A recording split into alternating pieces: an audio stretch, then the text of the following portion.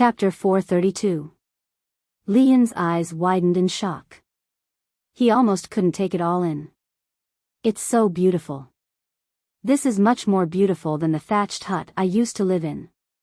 It's quite tall too. I don't have to worry about hitting my head. He stood on his tiptoes, stretched out his long arms, and patted the door frame. There was a simple and honest smile on his face, and his black eyes were shining brightly. That pure smile and gaze, no matter who saw it, could not help but smile for him. Meng Han was secretly speechless. He felt that his Lang Jun was tireless in teaching.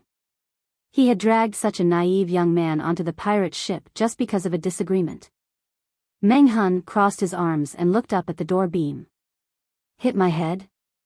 Li Yun said with some lingering fear, yes, it seems that I'm too tall. If I'm not careful, I'll hit my head. He was the type that looked skinny when dressed but muscular when undressed. His height was even more outstanding. The house was slightly shorter, so he had to lower his head and bend over to enter. Otherwise, his head would turn red from the impact. In the past, such tragedies often happened. Every time he hit his head, not only would his head hurt for half a day, but the entire thatched hut would also shake. Meng Han laughed involuntarily. Perhaps the Lord was concerned about your height and specially built a tall house. Meng Han hadn't realized it. The house allocated to Li Yun was indeed much taller than other houses. Meng Han regained his senses. He couldn't help but admire his lord's attentiveness. At the same time, he felt his heart warm. Even he thought so, not to mention Li Yun, who had a sincere heart. His impression of Jiang Pengji increased exponentially. My lord is such a good person. I never thought that one day I would be able to live in such a house. I always felt that only high officials and nobles could live in such a house. Li Yun sincerely sighed, but his words changed after that. Now that I have a house, I'll work hard to attain scholarly honors. Perhaps a girl will fall for me. Li Yun's appearance was more mature. When he didn't speak, he could fool many people. They would think that he was cold and unapproachable. In reality, his temperament was rather simple. It was as if he had been brought to live in seclusion in the mountains for many years. Meng Han didn't know whether to laugh or cry. Han Mei is handsome and good-looking. He's also skilled in martial arts. He's well-versed in military books. He's considered brave and astute. He'll definitely be extraordinary in the future. With such conditions, which girl wouldn't blush when they saw him on the street? Why does it sound like it's difficult for you to find a wife? Li Yun replied honestly, Master said that I'm too tall and girls don't like me. It wasn't his fault that he was tall. When he was 13 or 14, he grew so fast that he didn't even dare to eat. Meng Han was speechless. Although Li Yun was indeed a little tall, it was more manly to be more imposing and sturdy. So what if he was tall? Meng Han saw that his expression didn't seem to be fake, so he wanted to tease him a little. He circled around Li Yun and clicked his tongue, commenting, what Han Mei said is not wrong, he is indeed too tall. One must know that most of the beautiful girls nowadays were petite and dainty. If you choose a soft and weak wife and you hug her with both hands and want to kiss her, from afar, you look like a father and daughter. Li Yun's cheeks flushed red and he felt very uncomfortable. Fortunately, he had become tanner recently, so the blush on his face was not very obvious. No, Han Mei, don't tell me that you're still a virgin. Meng Han saw his reaction and found it very interesting. In this day and age, to find a man over 20 who was still a virgin was more difficult than plucking the stars from the sky. Meng Han looked at Li Yun as if he was looking at a prehistoric creature. Li Yun's words made him feel embarrassed. Master said that this is called keeping one's body clean. Meng Han couldn't help but ask, are you sure it's not because there are no women in the deep mountains and forests? He finally understood why his lord liked to bully Li Yun. He was indeed easy to bully. Meng Han brought Li Yun to understand the layout of the entire house. Unlike the three-sectioned house that needed to be renovated further, the two-sectioned house was simpler and had everything that needed to be had. Jiang Pengji had fully considered the problems of these single dogs. She had already ordered people to build some doors and windows during the construction. If the quality of life was not high, they could just move in and stay in the two-sectioned house. Meng Hun's wife and daughter had passed away many years ago and he had no intention of remarrying, so he did not have many requirements for the place to live. As for Lian, if you feel that the house is simple and crude, let the Lord know. She can borrow some craftsmen to renovate the house. Lian shook his head and said, "This is already good enough, I don't want anything else."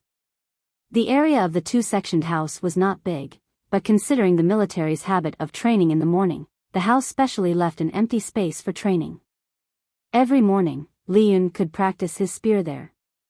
After he was done, he could open the side door and go to the neighboring street to buy some breakfast to appease his hunger before going to work. I wish to apply for leave to take care of master in retirement. To take care of his master in retirement, this was Lian's wish. Meng Hun agreed, "This is a filial act, the Lord will definitely approve my leave." The next day, Lian successfully applied for 3 days of leave from Jiang Pengji. 3 days of leave. Qiguan Rang used his red rabbit-like eyes to look at Lian with hidden bitterness. They were obviously equally busy, so why could he apply for 3 days of leave? Looking at the optimistic Lian leaving Xiangyang district with a small bag of food, Jiang Pengji laughed and patted his shoulder. Capable people do more work, Wenjing's work is of utmost importance. If you haven't completed the household registration after the houses in the district have been settled, the people won't be able to apply to rent a new house. Qiguan Rang snorted twice, appearing unwilling. Why doesn't the Lord transfer a few more people to Rang? It's not that I'm unwilling, but in the entire Xiangyang district, which literate person dares to show up in front of you? Jiang Pengji ridiculed him, making Qiguan Rang extremely annoyed. On the other side, Lian wore a coarse cloth robe, carrying a small bag and a silver-white spear on his back, walking under the scorching sun. The leave was only 3 days, he had to return before the deadline, so as to not let down the Lord's kindness to him. After walking for more than 4 hours, Lian's sharp ears heard the sound of rolling wheels. Lifting his head to look ahead, there was indeed a small dot on the horizon that was slowly getting closer. "Little brother, do you know how far it is to reach Xiangyang district?" Lian wanted to avoid it, but someone called out to him. He replied, "If we walk, it'll take about 4 hours." The person had a sword hanging from his waist. Lian could feel the faint smell of blood on him. It wasn't just this guard, the dozens of people surrounding the horse carriage all had the same smell, but the intensity was different. From the looks of it, the person sitting in the carriage should be an important person. Lian silently pursed his lips, appearing very aloof and unapproachable. "Thank you, little brother." The guard smiled kindly at him, but his gaze drifted over the spear on Lian's back, his eyes flashing. "Master, there's still 4 hours of journey." Let's go." Chapter 433. That voice left a deep impression on Lian, but he was concerned about his master and did not think too much about it. Lian and his master had lived in seclusion in the deep mountains for many years. The place was remote and the terrain was steep, but he felt it was familiar. Even with his eyes closed, he could come and go as he pleased. Seeing the familiar pool, Lian's smile brightened.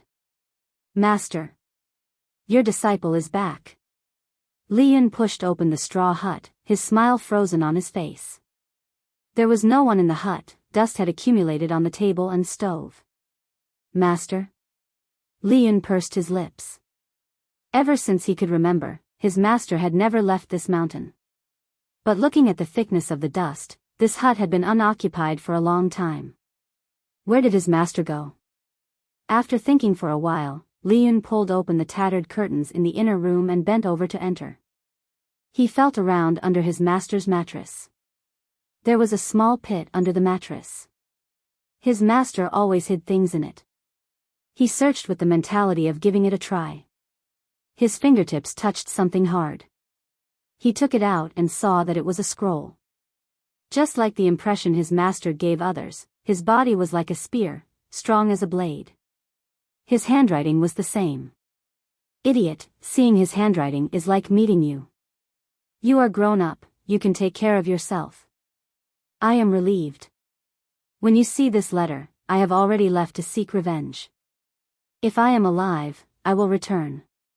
If I am unlucky and die at the hands of my enemy, you must not seek revenge. Xie Qian left behind a letter. Li Yin's eyes widened in disbelief. He read the letter over and over again. In the end, he helplessly believed that his master had really gone to seek revenge. But, he had followed his master for so many years, but he had never heard of his master having any enemies. Would it be dangerous to seek revenge? Would the enemy be very strong? Li Yin's mind was in a mess, as if he had lost his mind. After a while, he got up and used a wooden basin to fetch water from the pool. He tidied up the hut.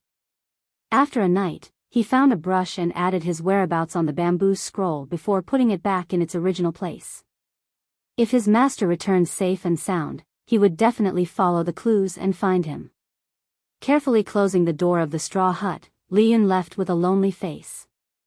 Just as Li Yin entered the mountains to seek his master, Xiangyang district welcomed an unexpected guest. Stepping on the afterglow of the setting sun, a team of more than 50 people approached the West City Gate. Nowadays, Xiangyang district is heavily guarded. Entering and exiting the city requires strict checks. Just as the guard was about to step forward and question him, a wooden token flew towards him. The guard caught it with a confused look on his face. Find someone sensible. The person in the carriage is not someone you can casually inspect. The soldier was instantly enraged. Who was it? Who dared to put on airs in Xiangyang district? Just as he was about to lose his temper, the soldier beside him pulled him back and gave him a look, asking him to look at the clan emblem on the carriage. Clan emblem? The soldier looked down at the wooden sign and then at the low-key and simple carriage behind the crowd. Both of them had patterns in the shape of willow leaves. It looked like a few willow leaves, but in fact, it was the word Lu. But, why does this pattern look so familiar? What are you waiting for?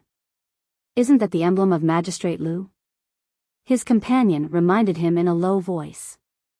The soldier was so frightened that he almost dropped the wooden token. He walked forward with trepidation and asked in a low voice. Is the noble person in the carriage a relative of Magistrate Lu? The higher-ups didn't instruct anyone from the Lu family to come over recently. The guard felt wronged and was afraid of losing his job.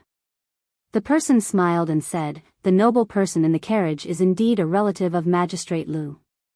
Go and report quickly to prevent any delays. The soldier was completely stunned and hurriedly handed the wooden token back. Please wait for a moment, noble person. I'll go and report now. Even so, the soldier was still cautious and did not report directly to the magistrate. Instead, he looked for Feng Jin nearby. Did you say that the Lord's relative is here? Feng Jin frowned. The Lord's relatives were mostly in Hejin. Lu Shi was also far away in Chongzhou. How could he come to Xiangyang district? No matter what, he had to go and take a look personally. Then, he would know whether it was true or not. Lead the way.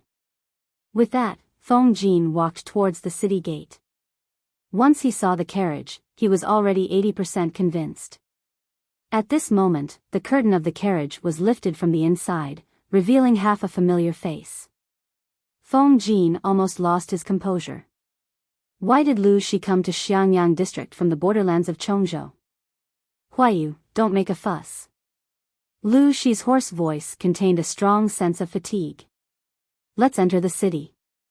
Because Li Yin was on leave, there was no one to manage the farm matters. Jiang Pengji decided to do it herself. She wore a pair of straw sandals on her feet and a pair of wooden clogs in her hands. Leisurely, she sauntered back to the city. Her trousers were rolled up above her knees. Her originally fair and slender legs were covered in mud. Her long hair was casually tied up with a hemp rope.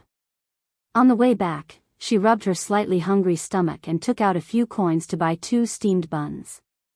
She held one in each hand and the other in her mouth. If there was no reminder, no one would have guessed that she was the magistrate of Xiangyang district. As a result, Lu Shi saw his daughter's sloppy behavior. Seeing Lu Shi, Jiang Pengji was so shocked that she forgot to bite the steamed bun. The audience in the streaming room and their fellow streamers were stunned. Feng Jin and the others sat quietly in the hall. The seat that originally belonged to her was occupied by a charming middle-aged man. Age did not make Lu Shi look old.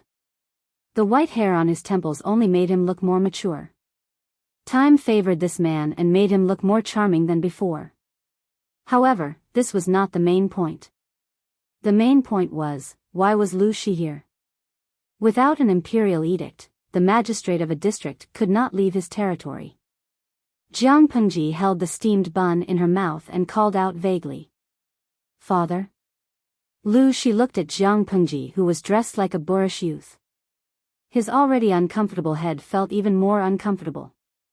He felt that he had raised a fake daughter. Father, why are you in Xiangyang district? The world is so chaotic now. Jiang Pengji swallowed the steamed bun in 2 or 3 bites. Just as she was about to step into the hall, she looked at the clean floor and then at her muddy legs.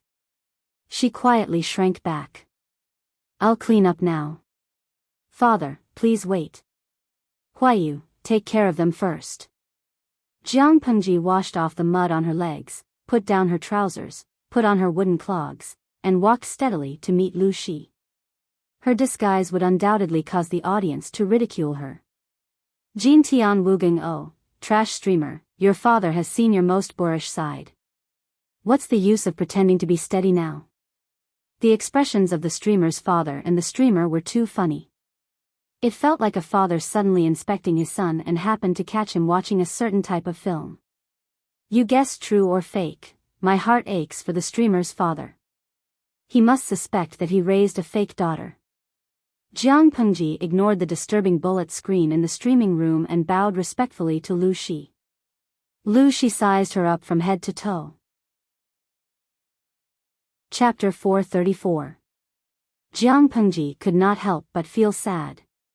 A father was indeed the best. He knew how to love his daughter. She had told Qiguan Rang that she had not slept for a long time, but he looked at her with a "don't lie" expression. I am unfilial. I made you come all the way from Chongzhou. The world is not stable. The journey is dangerous. If you miss me, you can just send a letter. Why take such a big risk and come here personally? If something happens on the way, I will feel guilty for the rest of my life. Jiang Pengji said with concern. The journey was so dangerous, but Lu Shi dared to run around. Lu Shi laughed and said, I can't feel at ease without seeing you with my own eyes. The earthquake happened too suddenly. Even though Lu Shi was far away in Chongzhou, he felt the tremors. He could not imagine what happened to his daughter, who was at the center of the earthquake. Now that I have seen you, I can sleep well tonight, Lu Shi said gently. Luoyue secretly glanced at Lu Shi. He was a man as gentle as jade. He had an indescribably noble demeanor. He then looked at Jiang Pengji. His mind was filled with all kinds of cruel behaviors. She was either killing or preparing to kill. These two people with such different styles were actually father and son? Jiang Pengji said softly, I feel guilty. I have made you worry. Lu Shi raised his hand and rubbed his daughter's head to comfort her. He especially liked this action. Lu Zhongqing. You are not allowed to touch His Majesty's noble head. What if you become stupid? The girl's mischievous laughter seemed to have happened yesterday. It became the most vivid memory in his mind. Zhongqing, don't be too fierce. Be gentle to her. My Majesty is actually a sharp-tongued but soft-hearted person. He's the best person in the world. Zhongqing, you have to promise me that you won't mistreat her in the future. Treat her well and love her well. This is for her own good. I want you and her to live well. Even if I'm not around, both of you should live well. Let me see a different history, okay? When no one was around, Lu Shi would ponder over Gu Min's words before she died. Had she returned to her own world? Was she living a more carefree and unrestrained life than before? Lu Shi closed his eyes to hide his thoughts. The longing was like a net binding him, making the hatred brewing in his heart thicker. Lu Shi only wanted peace of mind. Seeing that Jiang Pengji was safe and sound, he planned to rest for 2 days before returning to Chongzhou. Feng Jin and the others tactfully took over Jiang Pengji's tasks and gave her free time to chat with her father, fulfilling her filial piety. It was also at this time that Lian returned early. There was no one else by his side. Meng Han asked him, "Han Mei, your master didn't come over?" Lian said dejectedly, "Master left a letter, saying that he went to seek revenge on his enemy. It's just that I've followed my master for so many years, but I've never heard him mention any enemies. Now that he suddenly says he's going to take revenge, it really makes me anxious. However, master is highly skilled in martial arts, so there won't be any problems when he travels outside." Meng Han secretly curled his lips. He had reservations about these words. To be able to raise such a pure and untainted child like Li Yun, that master was probably not that complicated. Nowadays, the world is so chaotic. If you don't be careful when you go out, you won't even have your underwear left when you go home. Li Yun went to the district headquarters to look for Jiang Pengji to cancel his leave and return to work early. As soon as he entered, he saw his lord eating with a middle-aged man. "My lord, I've returned from my leave." Lu Shi raised his head. His eyes gradually widened as he cried out involuntarily, "Xiaohe?" "Ah." Jiang Pengji and Li Yun both revealed a baffled expression. The latter even turned his head to look behind him. There was no one. Was he calling for him? After Lu Shi blurted out, he immediately realized that he had misunderstood. The person in front of him was too young, and his build was too tall. He didn't match the person in his memory. He gestured for Li Yun to come closer. With a complicated expression, he asked, "What's your name?"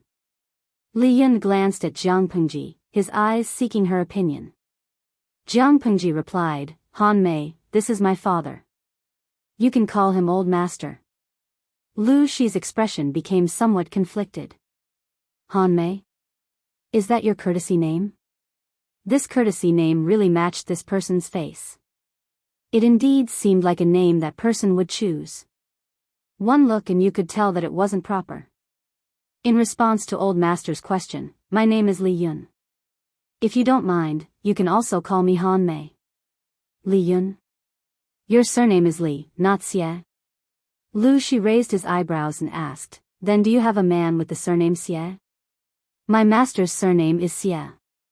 Li Yun didn't know what was going on, so he answered honestly. "Old master, do you know my master?" "You call him master?" Lu Shi was amused. His smile was sarcastic. "Where is he hiding now?" Li Yun was confused. If he didn't call his master, then what should he call him? Not only that, but the old master in front of him seemed to know his master. His words sounded familiar. "My master went out to travel a few days ago. He said he was looking for an enemy to take revenge and told me not to worry about him. If he's still alive, he'll definitely come back to look for me. If he's unfortunately dead, there's no need to take revenge for him."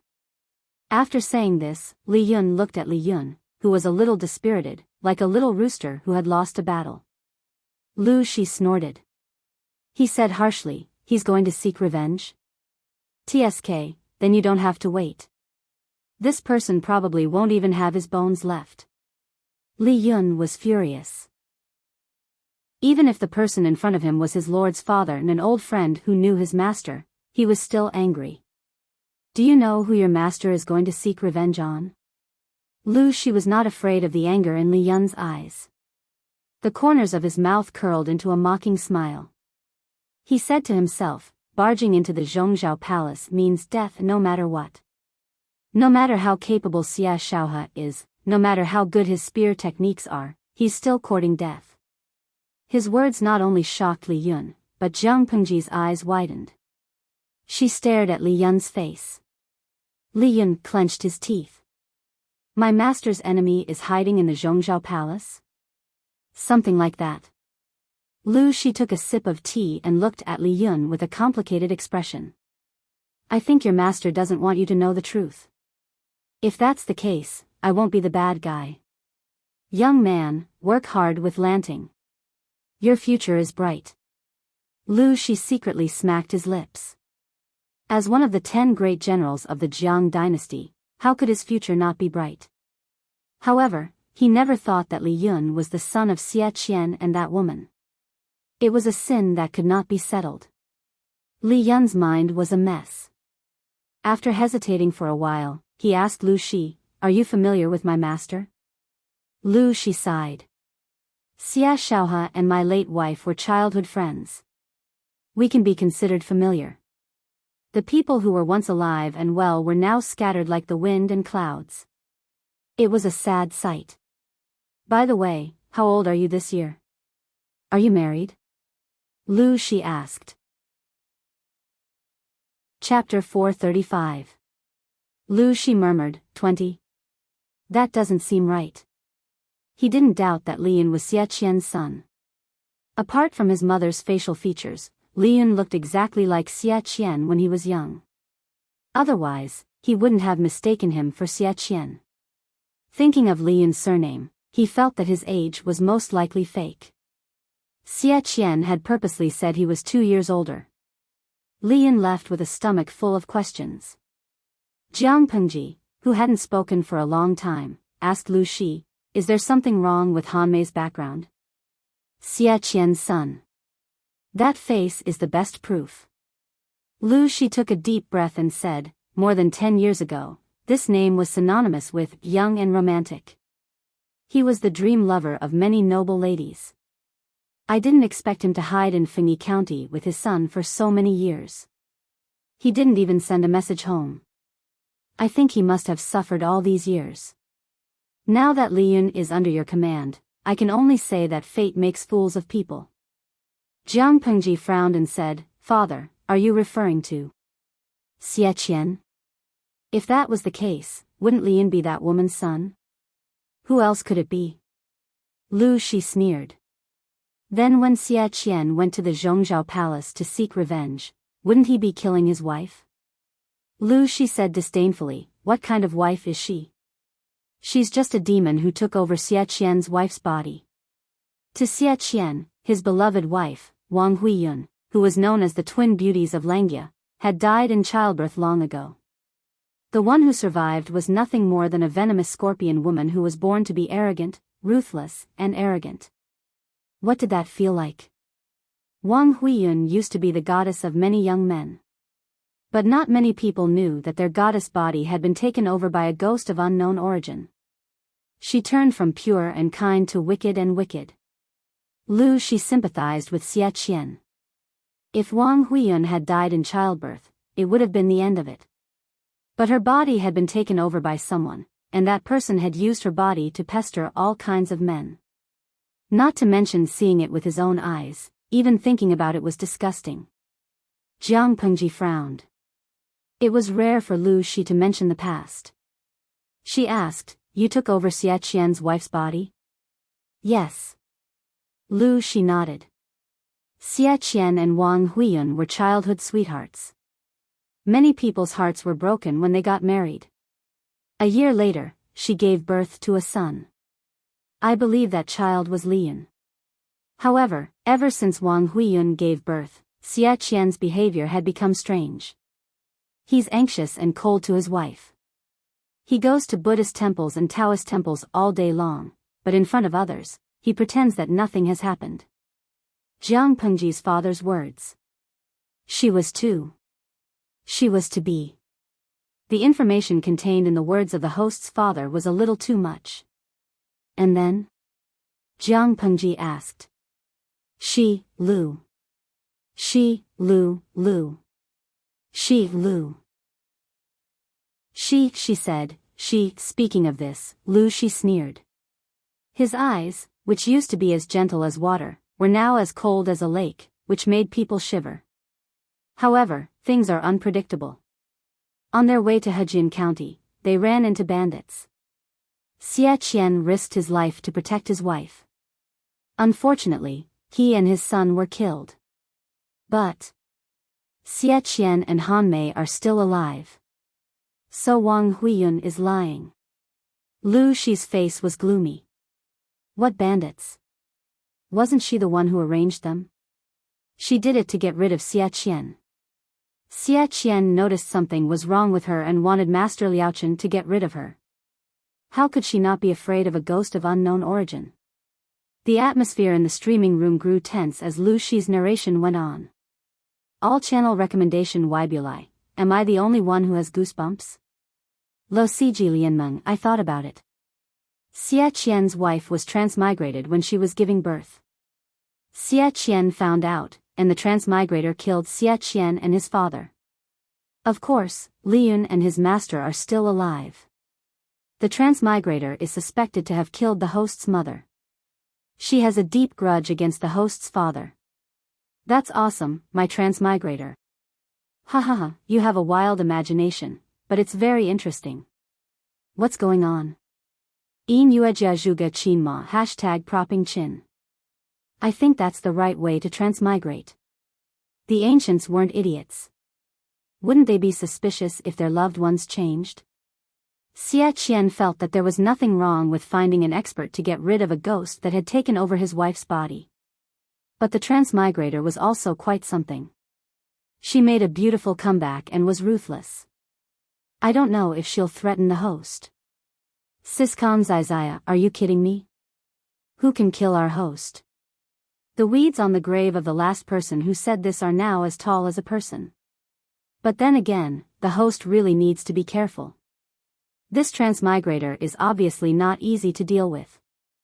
I always feel that this transmigrator has a sense of superiority. Maybe she's read too many brainless transmigration novels.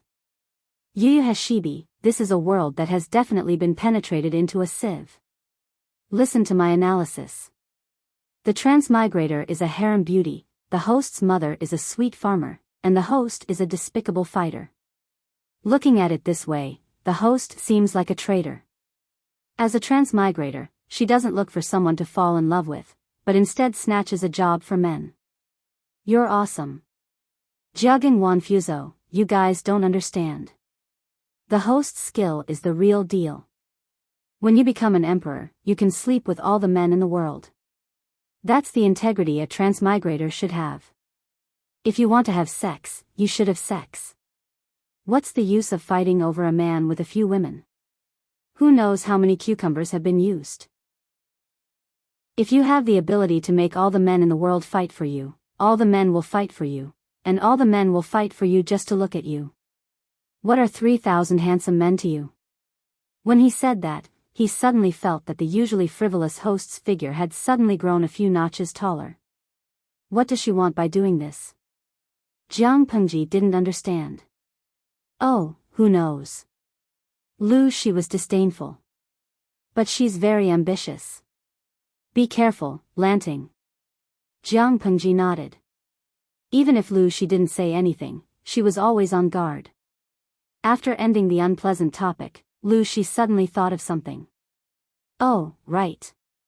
Lu Shi said, there was a child marriage. Jiang Pengji was stunned. What? Isn't your mother and Xie Qian childhood friends? They used to joke that the two families would become in-laws. Lu Shi looked at Jiang Pengji helplessly. Lanting, you're already 16 this year. Don't you think about that? I think Li Yun is a little simple-minded. But Xie Qian's son can't be too bad. He's also quite good-looking. If you like him, you can take him. Chapter 436. The next day. Lu Shi and Jiang Pengji changed into ordinary people's clothes and walked around Xiangyang district. Looking at the thriving district, Lu Shi sighed in his heart. His Majesty's methods were indeed extraordinary. Father, are you tired? Do you want to rest in a tea house? Jiang Pengji brought Lu Shi to see Xiangyang district. Although Xiangyang district was not very prosperous at the moment, according to her plan, it would be reborn in a few months' time. Even Shangjing city could not compare to it. Jiang Pengji took the opportunity to talk with Lu Shi about governance. Her father had a deep understanding of governance. He was almost omniscient. He could point out many of her doubts. Jiang Pengji used to be the commander of the army, but the commander and the district magistrate were two different concepts. In terms of governance, even if Jiang Pengji had knowledge that surpassed the times, she still had to learn a lot. Good. When I retire one day, I'll come to your place and buy a house so that I can retire in peace. Jiang Pengji said, if you want to buy a house, you don't have to pay for it yourself. I have lots of land deeds. She could buy as many as she wanted for a penny. The first batch of houses were given to her subordinates, and the remaining 50 or so were hers. The second and third batches were ready to start construction. Jiang Pengji did not lack land deeds and house deeds. Lu Shi was speechless. Fortunately, the world is in chaos. Otherwise, you will be impeached. He did not need to think to know what his daughter had done. The land deeds she mentioned were not from a legitimate source. She was the district magistrate, and she had the final say in all the internal affairs of the district headquarters. 09 Xiao Shua net, if she wanted to buy back the land deeds with a penny, who could say no? Lu Shi stepped on the flat bricks, and his wooden clogs made a rhythmic clacking sound. It was crisp and pleasant to the ears. I noticed that the people here are well-mannered, Lu Shi said.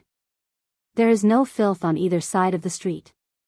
You will be fined for littering, and the fine will be double the previous one. There are trash cans on either side of the road, and you can throw it away if you walk a few steps. If you don't lack money, you can throw it away. As long as you have enough property to compensate the district headquarters, I don't mind.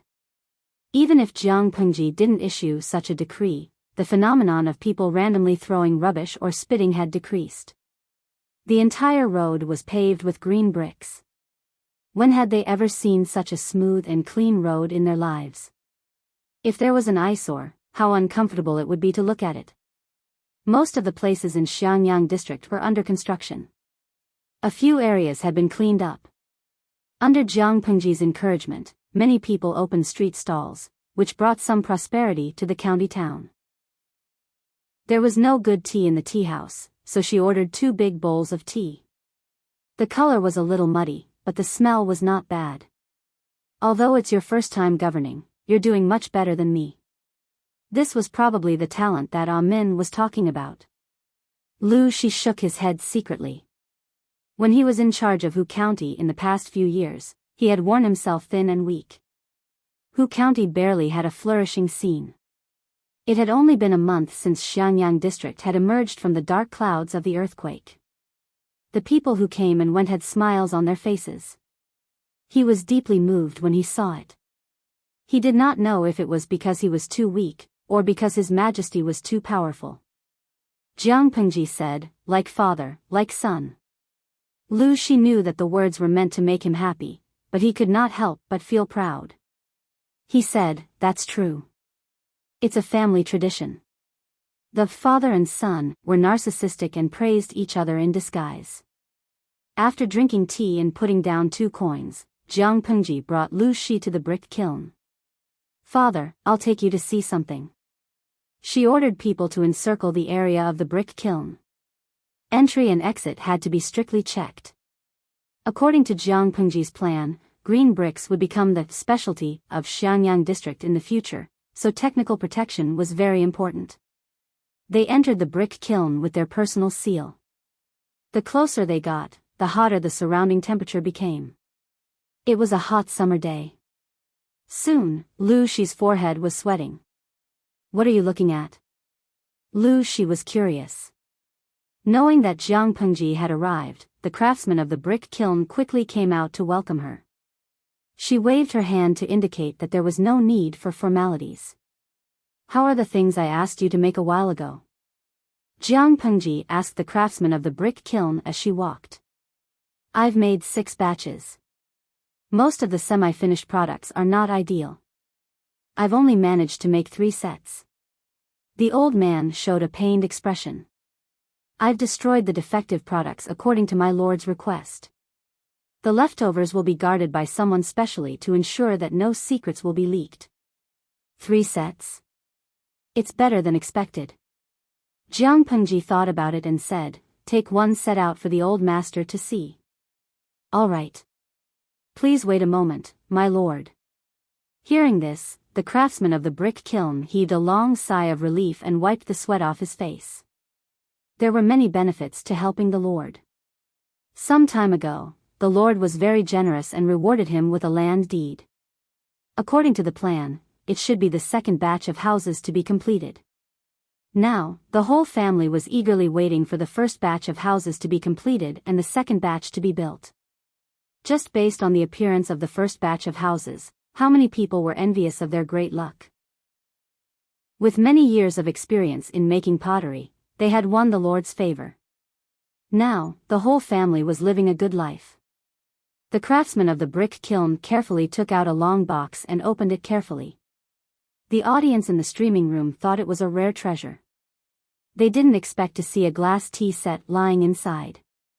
I love you, 666, the streamer really made glass. Lo CG Lianmeng, it's indeed glass. Although the purity isn't very high, it's very exquisite. According to the usual plot of novels, this thing was worth a lot of money. The key was that the cost was low. A set of glass could be sold for hundreds of thousands of strings of coins. I'm asking you if you're afraid of this profit. 1,000 strings of coins was equivalent to 1 tael of silver. What kind of concept was hundreds of thousands of strings of coins? Even robbing a bank wasn't that domineering. Little angel, #propping my chin. I'm curious who the streamer wants to trick with this glass. Shenzushu, it must be someone with a lot of money. If it's not the tycoon of Dongqing, then it's the idiot of the north borderline. Naturally, people today had never seen glass, not to mention that the glass was indeed beautiful. It was exquisite and beautiful. This thing. How much does it cost? Lu Shi's eyes were filled with amazement. He was a little obsessed, but he quickly returned to normal. It's very low. Jiang Pengji didn't specify the exact amount. She just used her thumb to point at the brick kiln behind her. She smiled and said, when the bricks are baked, they're also baked. Father, look at it. How much do you think it's worth? Lu Shi pondered and said, priceless. You want to show me this thing to show your filial piety? Of course. But isn't Xiangyang district too poor? Now we don't even have enough food. I wonder if father can help me. Jiang Pengji smiled and took out a round bowl that was a few times smaller than a woman's palm. She held it with 2 fingers and it looked very beautiful under the light. I heard that in the north borderline, the rich are very rich. They raise horses and cattle in herds. They spend a lot of money without frowning. In order to show their noble status, they like to collect rare treasures. Is this true? Lu Shi understood her intention. It turned out that she wanted him to help her sell it. He asked, that's true, but they won't be interested in ordinary objects. As for this, there's no doubt that it will definitely be sought after by the nobles of the north borderline. How does Lanting plan to price it? How about 150,000 strings of coins? Lu Shi was so shocked that he almost dropped the glass cup. 150,000 strings of coins? Even robbing a bank wouldn't make such a huge profit. Daughter, are you sure you didn't add an extra 0? If you can't exchange it with gold and silver, I don't mind using horses or cattle or sheep of equivalent value. Fur is fine too. Jiang Pengji said calmly. She didn't look like she was the one who had just opened her mouth like a whale. Chapter 437. Bow to the despotic tyrant, 150,000 strings of coins. Are you sure the streamer didn't say 10,000? Eli Chingda, can anyone explain how much 150,000 strings of coins is? 10 fingers are not enough. So Tian Mian, he, not to mention 10 fingers, even if you count the hands and feet of your whole family, you still won't be able to calculate it. Jinshi Liugang, let's put it this way. Different dynasties have different exchange rates between copper coins, silver coins, and gold. It fluctuates like foreign exchange. You won't understand even if I explain it in detail. To put it simply, 1 coin is equivalent to 1,000 coins. 1 coin is equivalent to $1 here, so 150,000 strings of coins. Can you guess how much money it is? Traveling to ancient times with a glass vase at home and becoming a billionaire in an instant. Are you afraid of such a huge profit? Selling a set of glass products for 150 million. Streamer, you're not just black-hearted, you're black-hearted from head to toe. Jiang Pengji looked at their comments and added helplessly. Host V, I'm not that black-hearted. Converting it to here, it's at most 70 to 80 million. Everyone, Dashan Matsi, this is the first time I know that it's not black-hearted to set a price of 7 or 8 yuan at 70 to 80 million. Slimming failure, streamer, you're great. Lu Shi steadied his heart to avoid being scared to death by his daughter. He looked at the glass tea set with a conflicted expression. After a while, he said, if there's only one set in the world, it's not impossible to sell it for 150,000 strings of coins. Jiang Pengji raised her eyebrows and said, it's definitely impossible to sell one set. That's why the price is set too high. Small profits but quick turnover can benefit more nobles in the northern borderline. The price should be set at a level that they can accept, but they don't think it's cheap. Lu Shi pondered for a while and his gaze turned to the glass tea set a few times. I think 5 to 20 strings of coins should be enough. We need to make a few more types of these things, and the price can be increased or decreased according to the purity. If we want the sales to be good, we have to plan carefully and promote their origins. After hearing Jiang Pengji's whopping price of 150,000 strings of coins, the audience felt that the streamer's father was very kind. Xianggu is the cutest, have my values been corrupted? Why do I feel that glassware is cheap? Tumi Dalao, to the one above, you are not alone. Don't Hu Shuabadeo, to the previous poster, there are more than 2 of you. Jiang Pengji frowned as she looked at the rows of complaints. Isn't this price too low? Lu Shi said, that's a good price. If you want a good horse, you'll have to lower the price. The northern borderline was vast and rich in high-quality horses. They also kept a close eye on the various horse farms. However, there would always be people who would take risks for the sake of profit. The horse that Lu Shi gave to Jiang Pengji was smuggled out. It was originally meant to be presented to the king of the northern borderline, but the officials under him intercepted it and sold it. The horse that they gave to the king was slightly inferior. How could Lu Shi not know about this? Lanting, Min often says that doing business is like fighting a war or ruling a country. There are many ways to do it. Once you master the rules, you can play with the entire market. Lu Shi smiled. His wife was an expert in business. She was the one who had built up the businesses of the second branch of the Lu family. He had been with her for many years and had learned a little. Leave this matter to me. You just have to wait for the money to come in.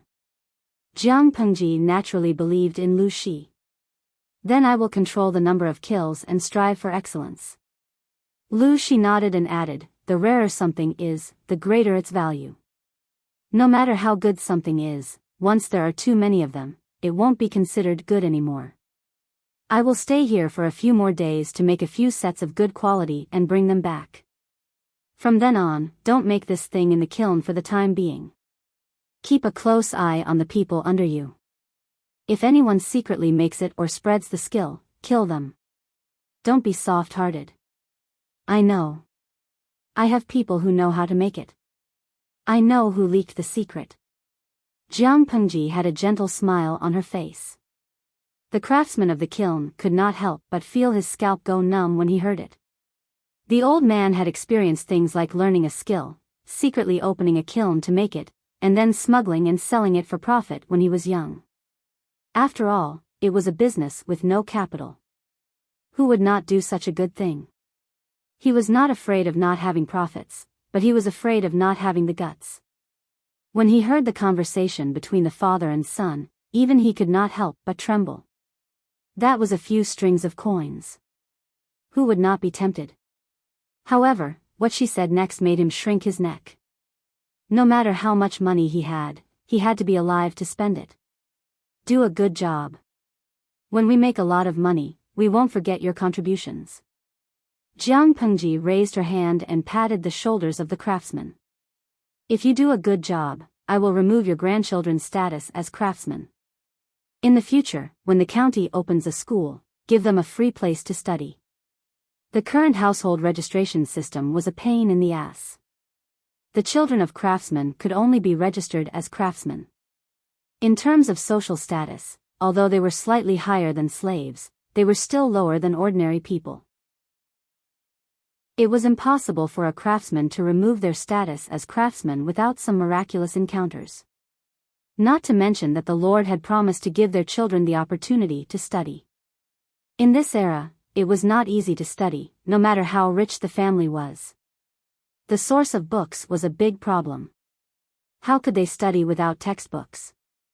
Jiang Pengji was born into an aristocratic family. Naturally, the craftsman did not doubt her. The craftsman's eyes lit up. He said in a loud voice, "Rest assured, my lord. I will not let you down."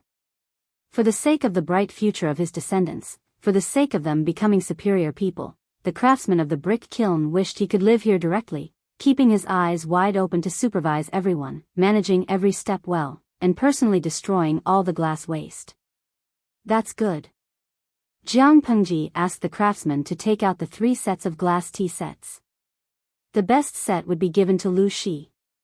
One would be used by herself, and the other would be kept in the government office of the county. The next day, Qiguan Rang came to work with sleepy eyes. When he opened the door, a strong golden light shone into the hall. The reflection made his eyes blur. TSK, what the hell was that? He squinted his eyes and found a set of exquisite, colorful objects on the table inside. All of a sudden, all the sleepy bugs flew away. Qiguan Rang was so scared that he quickly retreated to the door. He looked around and murmured, "Could it be that I'm not awake yet?" Qiguan Rang did not believe it. He took small steps toward the table. The beautiful objects had not disappeared. He carefully reached out his hand and touched it. A cold sensation came from his fingertips. They did not turn into bubbles. It's not a dream. His breathing became heavier. He stared at them with a serious expression. "What's wrong, Wenjing?" After a while, Feng Jin came in with a large pile of dusty bamboo slips. Qiguan Rang was already inside. Chapter 438. Wenjing. The bamboo slips that Feng Jin was carrying were piled high, blocking his view. When he didn't hear Qiguan Rang's response, he called again. "Ah." Qiguan Rang then reacted and stood up to help Feng Jin carry some of the bamboo slips. "When did you come, Huayu?" "I just came a while ago. I saw you sitting there in a daze. I thought you closed your eyes and fell asleep." Feng Jin carried the large pile of bamboo slips to the short table behind the screen in the government office. He sorted them according to the contents of the strips of cloth stuck on each bamboo slip. The work was a little tedious and needed to be careful. This small room was full of such bamboo slips, which recorded the case files of Xiangyang district in recent years. The content was vast and complicated. Although Xiangyang district was not big, there were many messy matters. In order to restore the work system of the entire district headquarters as soon as possible, Feng Jin began to work overtime again. He was just not as crazy as he was at the beginning. He desperately hoped that his lord would quickly start to recruit talents and get more people to help him share the workload. Today's government office was obviously more females than males. The girls from before had all become external staff. Fortunately, they had these well-educated and well-mannered maidens. Otherwise, the few of them would be exhausted to death. In order to make it convenient for these girls to work, his lord specially opened up another government office. It wouldn't be too awkward to meet them occasionally. Feng Jin tidied up for a while and realized that there was no movement outside. He was suspicious. Wenjing. What was wrong with Qiguan Rang today? If it was in the past, even if he didn't want to speak, there wouldn't be such an awkward silence. Feng Jin was puzzled. He took out the bamboo slips that he didn't finish yesterday and planned to finish them in one go today. What are you looking at? At this time, Feng Jin realized that Qiguan Rang wasn't asleep sitting down. His mind was obviously taken away by something. Wenjing, what are you looking at? You're so fascinated. This thing. Feng Jin stopped nagging, and his starry eyes widened. Suddenly, his hands loosened, and the bamboo slips in his arms fell to the ground. With a burst of crackling sounds, Feng Jin's toes were hit by the scattered bamboo slips, almost causing him to grimace in pain. How could Qiguan Rang be distracted when he heard the commotion? The two of them looked at each other, then tacitly shifted their gazes to the table. Feng Jin stopped tidying up the bamboo slips and hurriedly sat at the table. He secretly moved his toes. It hurt so much. He looked at the tea set on the table. What is this thing that emits colorful glaze light? Qiguan Rang was also puzzled. Does Huayu not recognize this thing? It can't be that serious, right? Feng Jin was born in the Feng family, which was one of the 4 noble families in Dongqing. His family had thousands of years of heritage. What did they not have in their family? Feng Jin had grown up in such a family. What had he not seen in this world? Qiguan Rang did not believe that Feng Jin had never seen this object before. In all honesty, Feng Jin had never seen this thing before. It looks like a tea set. Could it be a product of the northern borderline? Feng Jin picked up a small and delicate transparent bowl and carefully played with it. It was smooth and cold. It was summer and the weather was hot. There was no ice in the government office to cool down, so it was very hot. When Feng Jin touched the delicate teacup, his fingertips felt an indescribable coolness. It was cold and delicate, which made him love it so much that he couldn't put it down. The northern borderline. I don't think so. Qiguan Rang shook his head. His ancestral home was at the border, which was very close to the northern borderline. The customs of the two places were intertwined, and there were many commercial and trade contacts. If there was such a good thing, Qiguan Rang would have heard of it. I don't know who put this thing here. I saw it on the table when I came here. Even if Qiguan Rang did not have a hobby of collecting, he could see the value of the thing in front of him. It was definitely expensive. Feng Jin put the tea bowl back, but his eyes could not help but wander. He liked it the first time he saw it. Why don't we find someone to ask who came to the government office last night? Such a treasure can't just appear out of thin air. When Feng Jin was about to get up, he saw Su Ku rubbing his eyes. He looked like he did not have enough sleep, and there were still some green circles under his eyes. Wenjing, Huayu, you two are really early today. Su Ku called out. He keenly noticed that the two of them were behaving strangely. Then, his gaze was attracted by the set of incomparably dazzling glass tea set. What is this? The casting material is cold and hard, and there are no gaps. I've never heard of this before. The 3 people surrounded the set of glass tea sets. If Jiang Pengji had not swayed into the government office with a meat bun in her mouth and a pot of red dates and white fungus soup in her hand, the 3 people did not know how long they would be slacking. He frowned and shouted. What are you doing? You don't deal with the government affairs early in the morning. Why are you gathering here for a meeting? Lord. The 3 people heard the movement and greeted one after another. When they looked up, they found that Jiang Pengji was carrying something in her hand. They recognized the red dates and white fungus soup, but they had never seen a lump of red dates and white fungus soup floating in the air. I saw that you have been tired recently, so I asked someone to make this red date soup. The temperature is just right. Jiang Pengji turned over the 3 inverted long glass cups on the table and poured a cup for each of them. The red dates and white fungus soup was personally poured by the Lord. Even if it was poisonous, they had to drink it. Each of you has a cup. Wash it yourself after using it. If you don't mind mixing the cups, I won't say more.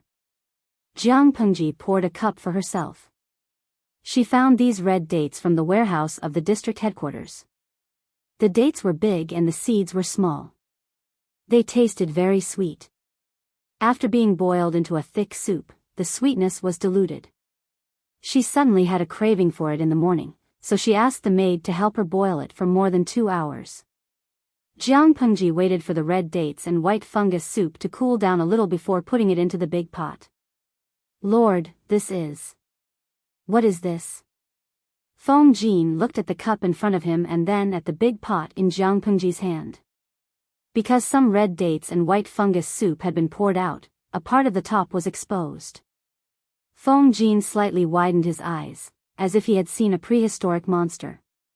Needless to say, the material of the teapot and the teacups on the table came from the same source. His lord was definitely an insider and knew their origins. It's easy to clean a cup for drinking. The only drawback is that it's a little brittle and can't be dropped.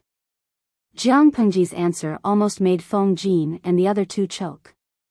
How could she want to drop such a precious glaze? Drink it. Don't worry, I didn't cook it. The maid of the district headquarters cooked it for me. It tastes good. The three of them were silent. It was not a matter of whether the red dates and white fungus soup tasted good at all. Su Ku picked up the cup. His fingertips could feel the warmth from the red dates and white fungus soup. Lord, where did these things come from? In fact, he wanted to ask how much it was worth, whether it was expensive, and whether he could buy one with his little wealth. The surface of the cup was smooth and translucent, with a colorful glaze. One could not help but want to gently touch the surface of the cup. The delicate touch was hard to match even for a girl with the most delicate skin. Su Ku not only had a problem with voice, but he also had some fetishes. This could be seen from his reaction when he first touched the bamboo paper. Chapter 439. Among the people present, except for Feng Jin who could still maintain his demeanor, Qiguan Rang and Su Ku were shocked. Su Ku, who overreacted, was even more miserable. He almost choked the red dates and white fungus soup into his lungs. He clutched his chest and coughed uncomfortably. What? 30,000 strings of coins? Su Ku coughed for a while to calm down. His voice suddenly rose, his fingers pointing at the cup were trembling. Squandering, squandering. He was very clear about how much money his lord had. Where did he get the 30,000 strings of coins to buy such a flashy but impractical thing? As the housekeeper of the entire district headquarters, Su Ku almost fainted from anger, but he forgot that Jiang Pengji did not have that much money. Even if she used the entire Xiangyang district to pay off the debt, she would not be able to get that much money, let alone embezzling it. The so-called 30,000 strings of coins was just said to tease the three of them. She did not expect them to be so easily teased. Qiguan Rang and Feng Jin were the first to react. They looked at the smiling Jiang Pengji with a serious expression. My lord is not the kind of person who indulges in pleasure. Why would you spend 30,000 strings of coins to buy such a thing? Don't tease me. Even though Feng Jin was from the Feng family, he would not spend 30,000 strings of coins to buy a set of collectibles. It was not that he could not afford it, but he was more pragmatic. TSK, the three of you really can't take a tease. When Coach Meng and Coach Luo come later, don't expose me. With such a playful master, the three of them were also mentally and emotionally exhausted. These things were made last night when I was baking the green bricks in the kiln. The quality is uneven. Those aren't the best glass. I originally wanted to destroy them, but thinking of your hard work, I stole a set and left it in the government office. Jiang Pengji smiled, revealing her white teeth. She looked proud. How about it? Do you think it's worth 30,000 strings of coins? 30,000 strings of coins? Why didn't she just rob the money? Su Ku's face was full of resentment. He thought his lord was a little more mature, but he did not expect her to be so bad. Feng Jin straightened his mind and carefully looked at the object in his hands. After thinking for a while, he slowly opened his mouth. This thing is rare in the world. It can be said to be a work of art. The quality is even more unheard of. If I meet someone who knows how to do it, 30,000 strings of coins is definitely worth it. It's just that I don't know how much money, manpower, and time are needed to make this thing. 30,000 strings of coins. Rich tycoons who chased after fame would indeed fork out their own money to buy it. They would even happily snatch it. But in today's world, who would spend so much money on a set of luxury goods to enjoy? Jiang Pengji drank the red dates and white fungus soup while listening to Feng Jin. She became more and more confident. I've already said that it's something I made when I was baking the green bricks. How much money, manpower, and time do you think it takes to make it? Jiang Pengji smiled and said, Huayu's judgment is absolutely accurate. After all, he's the second young master of an aristocratic family. If you say that it's worth 30,000 strings of coins, then I'm completely relieved. Why would they be afraid of sales if they operated properly? I'm afraid that the supply will not be able to meet the demand and people will come begging to buy it. Feng Jin and the rest were stunned on the spot. When they understood what Jiang Pengji meant, they were even more shocked. My lord, you mean to say, sell them for 30,000 strings of coins? Jiang Pengji said casually, no, these cups are for you to drink tea. When you drink tea from a ceramic bowl, there's always a muddy taste. Jiang Pengji not only wanted to bake glass products, but she also wanted to make porcelain that could only be found in the History Museum. However, she was still researching with her companions in the streaming room. It would take a while before she could start production. Seeing the three strategists' dumbfounded expressions, Jiang Pengji said shamelessly, Your lord, sympathize with my subordinates. Why would I treat you unfairly and exploit you? The few batches of glass tea sets that are baked in the brick kiln are for sale. Even if your lord plays with mud, she's different from ordinary people. She can play with different tricks.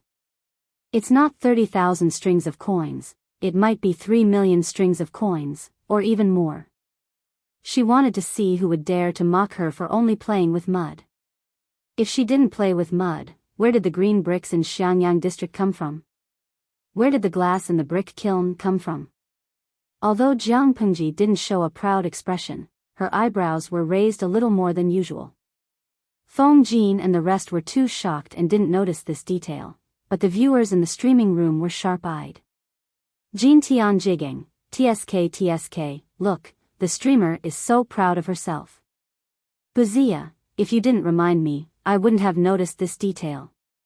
Looking at it now, not only is the streamer's tail high up in the sky, it's practically bringing her to fly to the 9th layer of heaven. Mayan Zizao, the streamer's proud look is asking for a beating, but why do I find it so cute? Don't talk nonsense, Sai, if that's the case, then I'll silently feel sorry for the fool who is about to be cheated. What is a fool? A fool with a lot of money. Come quickly. Jiang Pengji targeted the 3 tribes of the north borderline and set it as the first stop to cheat money. Although the north borderline always fantasizes about how powerful they are and can't wait to use the whites of their eyes to despise Dongqing, they secretly hold things from the hinterland of the Central Plains in high esteem. Not only do they fight to buy them, they even regard it as a fashion. Their mouths are very stubborn, but their bodies are very honest. The noblewomen and ladies of the north borderline are proud of collecting treasures from the Central Plains. Things that can only be sold for 1 or 2 strings of coins in the Central Plains can be sold for at least 10 times more at the 3 tribes of the north borderline. If it weren't for such profits and the dangerous journey, who would be willing to do business in the north borderline? Su Ku and the other 2 were shocked by Jiang Pengji's bold words. They even forgot how to speak. Feng Jin was the first to react. He said solemnly, My lord, you have to protect the manufacturing method closely. Don't worry. Before we earn enough money, I'll send someone to keep an eye on the brick kiln. Lu Shi had reminded her about this matter, and Feng Jin mentioned it again. How could Jiang Pengji not take it seriously? She had already thought of a way to deal with it. The rarer something is, the greater its value. If there's too much of it, it'll be worthless. Whoever dares to cut off her source of wealth, she'll cut off her descendants. Su Ke's expression was dreamy. He only found his voice after a long while. My lord, these things. How much exactly do they cost? They come with the bricks. It's just a few coins, right? Jiang Pengji said uncertainly. Everyone was silent again. Things that cost a few coins. Selling them for 30,000 strings of coins. Doesn't your conscience hurt? Su Ke subconsciously raised his hand and touched his chest. They were the ones who earned money. Why should his conscience hurt? Not only did it not hurt, it was also alive and kicking. The three of them shouted in unison, Great! Host V, when this batch of glass is sold, the Xiangyang district government will have the money to pay salaries. Jiang Pengji's words were like a fake bomb that exploded. The audience in the streaming room was so shocked that they couldn't react. Wait. What did the host say? Pay salaries? The audience in the streaming room was still immersed in Jiang Pengji's shamelessness. They didn't expect her to be so shameless. Chapter 440. Such a hard-working, crazy overtime, free, tall, rich, and handsome employee, please give them a dozen. The audience in the streaming room was in an uproar again. Compared to the streamer, Zhou Bapi had no conscience at all. At least Zhou Bapi would pay people a salary, the streamer had never paid a penny. Streamer V, look at what you're saying, I gave you a house, and I supply the food for the entire district. As soon as she finished speaking, a little angel immediately retorted angrily. Tumi Dalao, hee, a house of 3 pennies, exchanged for food, streamer, you're really great. Even though she was ridiculed, who was Jiang Pengji? She did not need to take such ridicule to heart. Jiang Pengji said very generously, before this batch of glass is sold, the brick kiln will not continue to produce glass. After all, the rarer something is, the greater its value, the quantity must be strictly controlled. But we will also start to study other things. Oh, you're all on the same side, as the Lord, I can treat everyone badly, but I can't treat you badly. After we're done today, do you want to follow me to the brick kiln and each of you can choose a set? Although the glass was expensive, she knew her family well. She was not a stingy person, she would share blessings. Lu Shi originally wanted to stay in Xiangyang district for 2 days, but because of the glass, it was delayed for 3 to 4 days. The brick kiln worked day and night, speeding up the firing. The defective products were ruthlessly eliminated and destroyed. The quality glass teaware was carefully packed and placed in a box piled with layers of brocade. Just as Jiang Pengji ridiculed, glass was too fragile. To prevent the treasure from being damaged and losing tens of thousands of strings of coins, the protection work had to be done well. Who could afford to pay for it if it was broken? Although the audience in the streaming room ridiculed her for being too shameless, one thing had to be admitted, no matter how many fakes they were originally made, their true value lay in the market price at the end of the sale. The glass teaware indeed had a market value of tens of thousands of strings of coins. In other words, their lord gave away something that was easily worth tens of thousands of strings of coins. The three of them were a little confused by this explosive news, and they subconsciously opened their mouths to thank him. Jiang Pengji responded with a hum and suddenly changed the topic.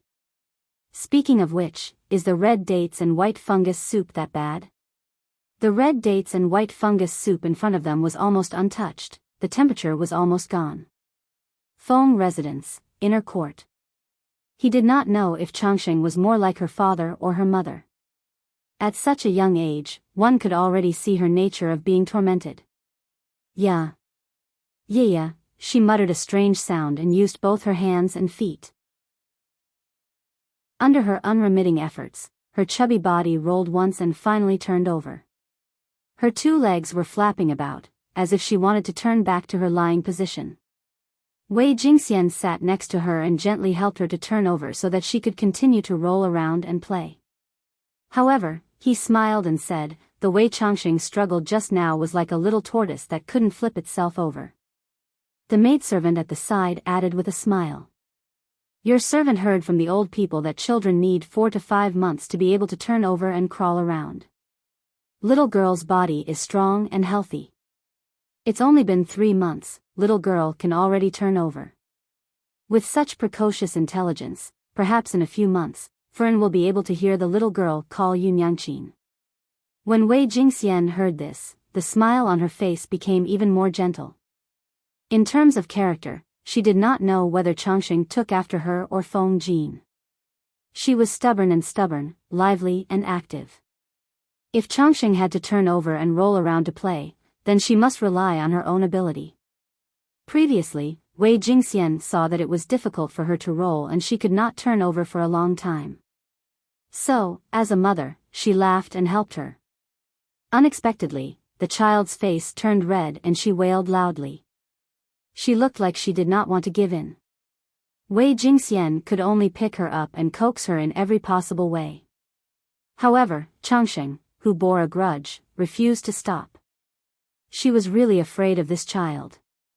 After that, no matter how Changxing rolled around on the table, she did not help. After all, a baby's energy was limited. After rolling around and playing for half an afternoon, how could Changxing bear it? Not long after, Changxing was already in a state of drowsiness and fell into a deep sleep. When Feng Jin stepped into the afterglow of the setting sun and returned home, he saw Wei Jingxian kneeling beside Changxing with a faint smile on her lips. His daughter was sprawled out in a deep sleep. He could totally imagine how her sleeping posture would be when she grew up a little bit, how painful it would be for his eyes. When Feng Jin saw that casual sleeping posture, he hardened his heart several times to ask the servant woman to correct the child. However, when he met his daughter's watery eyes, he immediately retreated in defeat. How could he bear to be forceful? "Huayu, why are you back so early today?" The servant girl heard the movement and saluted, which startled Wei Jingxian, who was in a daze.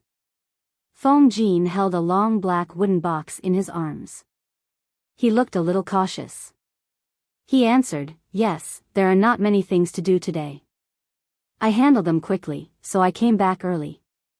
Wei Jingxian's eyes fell on the long black box curiously. She silently asked what was inside. "It's a gift from the Lord, but it's a little fragile. I can't let Changxing touch it." It was not that Feng Jin was distressed about the glass tea set, but it was too easy to cut the skin after the glass was broken. In Feng Jin's heart, there was no treasure in the world more precious than his Changxing. "It'll be bad if it gets cut." "What is it exactly?" Wei Jingxian asked curiously. Feng Jin did not keep her in suspense. He gently put the box down, trying not to make a sound that would disturb Changxing's sleep. "Look, isn't this craftsmanship amazing and peerless?" Feng Jin opened the box. It was filled with deliberately cut pieces of cloth of various colors. He took out a delicate teapot. It was the size of his palm. It was exquisite, elegant, and exquisite. It reflected the setting sun in the evening, revealing a charming colorful light. Wei Jingxian was so mesmerized that she almost forgot to breathe. Where did you get this strange thing from?" Wei Jingxian covered her mouth with both hands to prevent the sound of her breathing from being too loud. "Lanting gave it to me. Not only did I get a share, but Wenjing and the others also sent one." Feng Jin rarely addressed Jiang Pengji as his lord in private. It was not disrespectful, but he was more inclined to treat her as a friend. Wei Jingxian repeated in disbelief, "Mr. Qiguan and the others also have a share." She thought that it would be a miracle if there was even one such peerless treasure that excelled the workmanship of the heavens. "Yes." Seeing his wife's reaction, Feng Jin suddenly wanted to tease her. "How much do you think it sold for? It's such a precious and beautiful thing. The price is definitely not low. It's at least 7 or 8,000 strings of coins." Feng Jin smiled and said, Lanting wants to sell it to the nobles of the northern borderline for 30,000 strings of coins. Wei Jingxian's eyes widened in shock. She lost her voice and said, 30,000 strings of coins. Why don't you rob a bank? Chapter 441. A few days later, Lu Shi left with 20 sets of glass tea sets.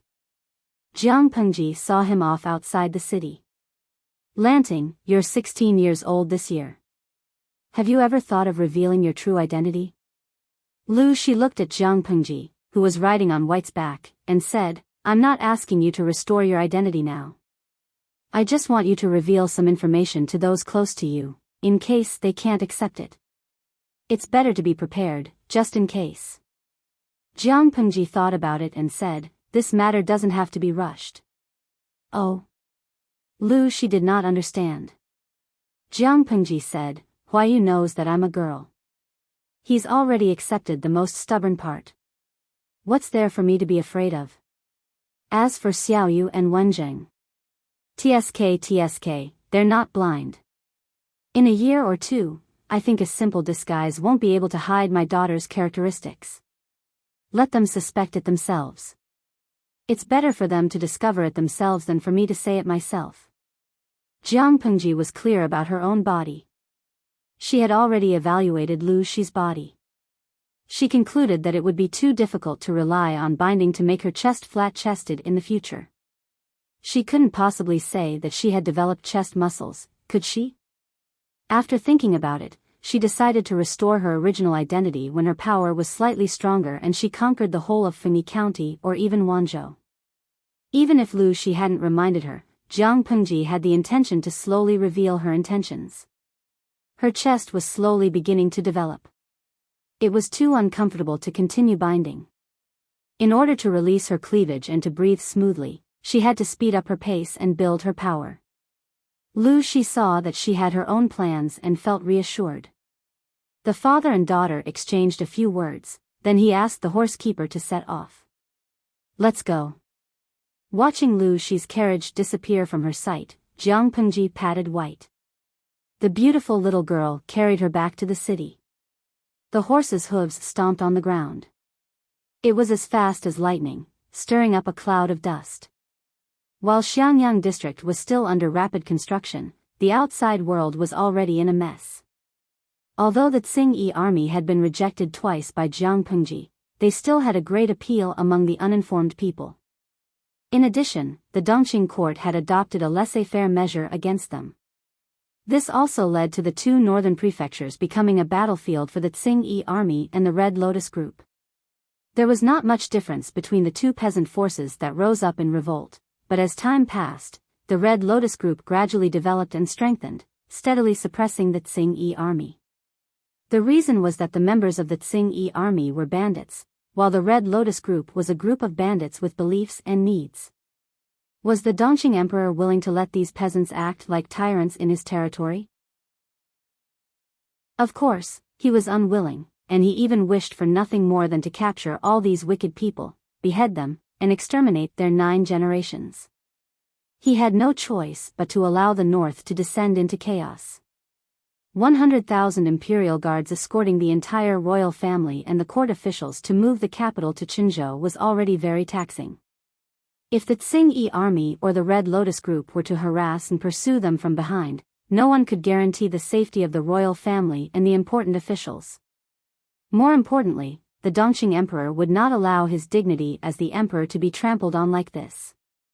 Therefore, when two groups of peasants rose up in revolt in the north, the Dongqing emperor simply turned a blind eye to it and allowed them to fight among themselves, restrain each other, and exhaust each other. It was a blessing in disguise for the team that moved the capital to Qinzhou. They traveled steadily and did not encounter too many disturbances along the way. Now that more than 3 months had passed, the huge and bloated team finally stepped into the border of Qinzhou. Calculating the time, they would reach the new capital in another 7 or 8 days. Everyone from top to bottom could not help but heave a sigh of relief. At that moment, the Dongqing emperor received news that almost made him vomit blood. Unfilial son. The Dongqing Emperor was so angry that his hands trembled. He slapped Wu Majun hard, and his face tilted to one side. Wu Majun was called over by the emperor. As soon as the father and son saw each other, he was slapped hard, and he was stunned. Wu Majun hated the emperor to the core.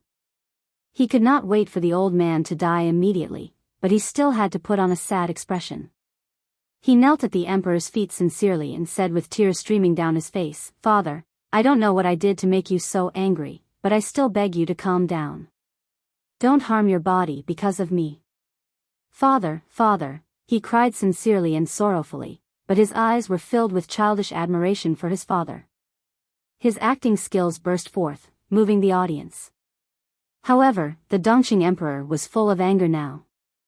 How could he be fooled by Wu Majun's performance? The more Wu Majun acted like this, the more disgusted he felt. Therefore, he did not suppress his anger at all. He simply slapped Wu Majun again so that both sides of his face were symmetrical. "Bastard." When he spat out these two words, Wu Majun's face turned pale. His eyes revealed a strong hatred. "Father, I have no problem with you slapping me, but you have to let me know what I did wrong, right?" Wu Majun really hated the emperor in front of him, but he yearned for the emperor's unscrupulous supreme power. Look, if the man in front of him was not the emperor, how could he casually slap him, trample on his dignity, and disregard his character? It was all because the man in front of him was the emperor. At that moment, his inner obsession with the emperor's power climbed to the peak. "What did you do wrong?" "Huh, you bastard, what right do you have to ask me what did you do wrong?" The Dongqing Emperor was so angry that he wanted to laugh at his stupid son. He was handsome, but why was he so stupid? Did he really think that he was the only smart person in the world? Let me ask you, why was Prince Changshu able to take my transfer order and leave Zhangzhou with his troops to Qinzhou? This man has the ambition of a wolf. Are you blind that you didn't see it? Once he shed all pretense of cordiality, both you and I will die without a burial place. Without the emperor's decree, Prince Changshu would not have been able to pass through all the checkpoints without losing a single soldier. The sun in front of him really made him feel cold. Wu Majun's expression changed.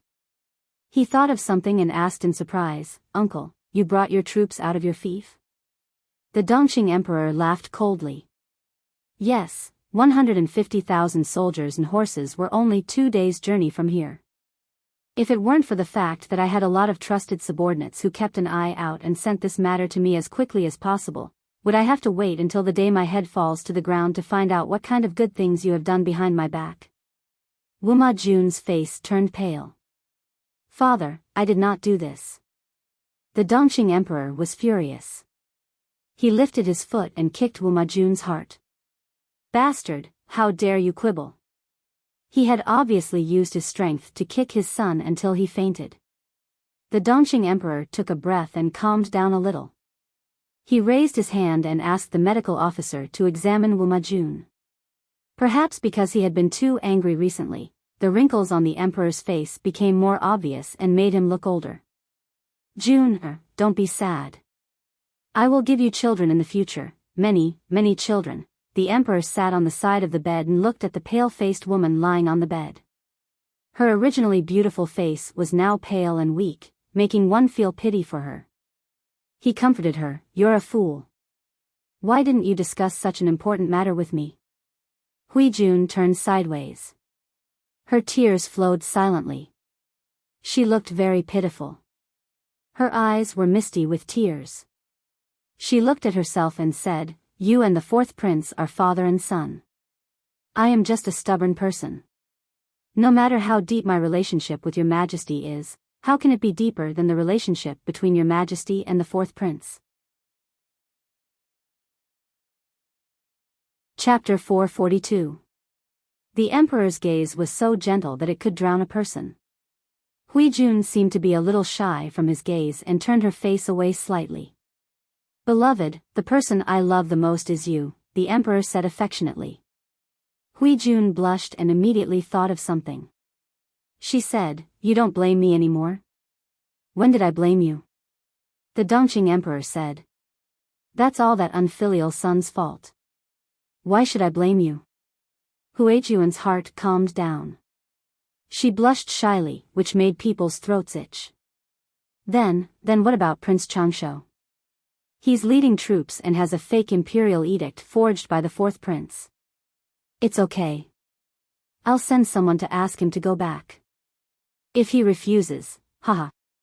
The Dongqing emperor comforted Huijun gently. Don't be afraid. I wish I could hurt myself, but I can't bear to hurt you. Why are you so stupid? Take good care of yourself and give birth to 8 or 10 royal children for me in the future. Huijun was extremely shy when she heard this. Of course, she was laughing non-stop in her heart. She would rather give birth to a pig's child than this disgusting animal in front of her. Looking at the emperor's back as he left, Huijun, who was originally weak, snorted coldly and fell asleep on her side. When the earthquake in Shangjing happened, Wu Majun asked her to find a way to get the emperor's private seal. She used all kinds of excuses to delay it for more than a month. She would be distracted from time to time in front of the emperor, her eyes filled with struggle and pain. Later, Wu Majun was forced into a corner. She had to steal the emperor's private seal and fool around with him again. That night, she secretly asked someone to get an abortion pill. Of course, she was definitely not pregnant. After all, her body had been ruined in her early years.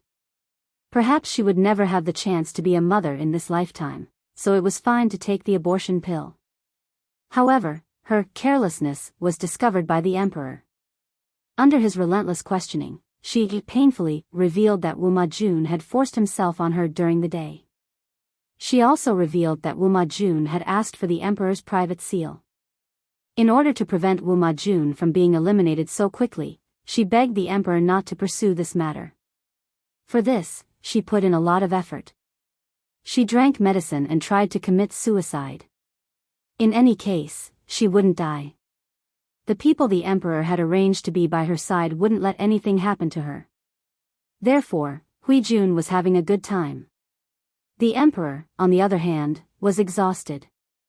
Perhaps the emperor also wanted to see what Wu Majun was going to do with his personal seal. Perhaps her pleading had worked, so he had been holding it in for the past few days. Until he accidentally received news that Prince Changsho had led his troops to Qinzhou. The emperor was instantly enraged, and that was what had happened just now. Huijun did not understand politics, but she knew one thing: it's easier to invite the devil and then to send him away. Prince Changsho rushed over from Kaifeng with hundreds of thousands of troops. He was ambitious, so how could he be willing to be sent back? It would be best if they fought until their faces were red and their necks were swollen. Their brothers would quarrel with each other and they would not be in the mood to care about the news from the north. She would find a way to kill anything that could threaten her Langjun in the cradle. For example, the ambitious princess of the northern borderline. Huijun used her status to torment her. His mind was filled with all sorts of nonsense. Huijun yawned lazily. She thought about whether she should jump into the water to commit suicide tomorrow, or continue to lie in bed and pretend to be pitiful. When she thought of Wu Majun and his son, she secretly rolled her eyes. How could such filthy people be the noblest royal family in the world? Huijun did not like palace fights. In addition, the emperor valued her.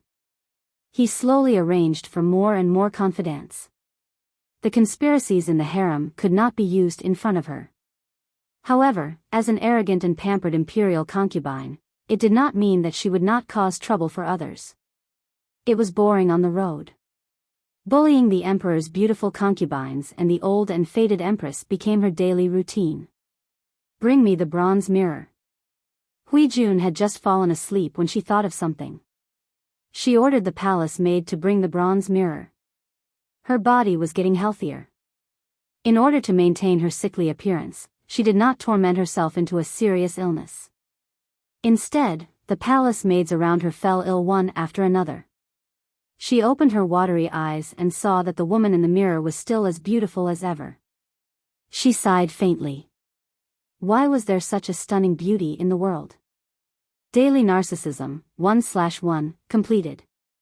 Hui Jun was not a person who paid much attention to her appearance. However, she faintly realized that such a perfect body had something to do with her Lang Jun. What kind of method could make a person with average looks become a beauty that could cause the downfall of a city? Hui Jun felt that this was probably the method of a deity. Thus, she slowly began to pay attention to herself in the mirror. She compared herself in the mirror with the one in her memory.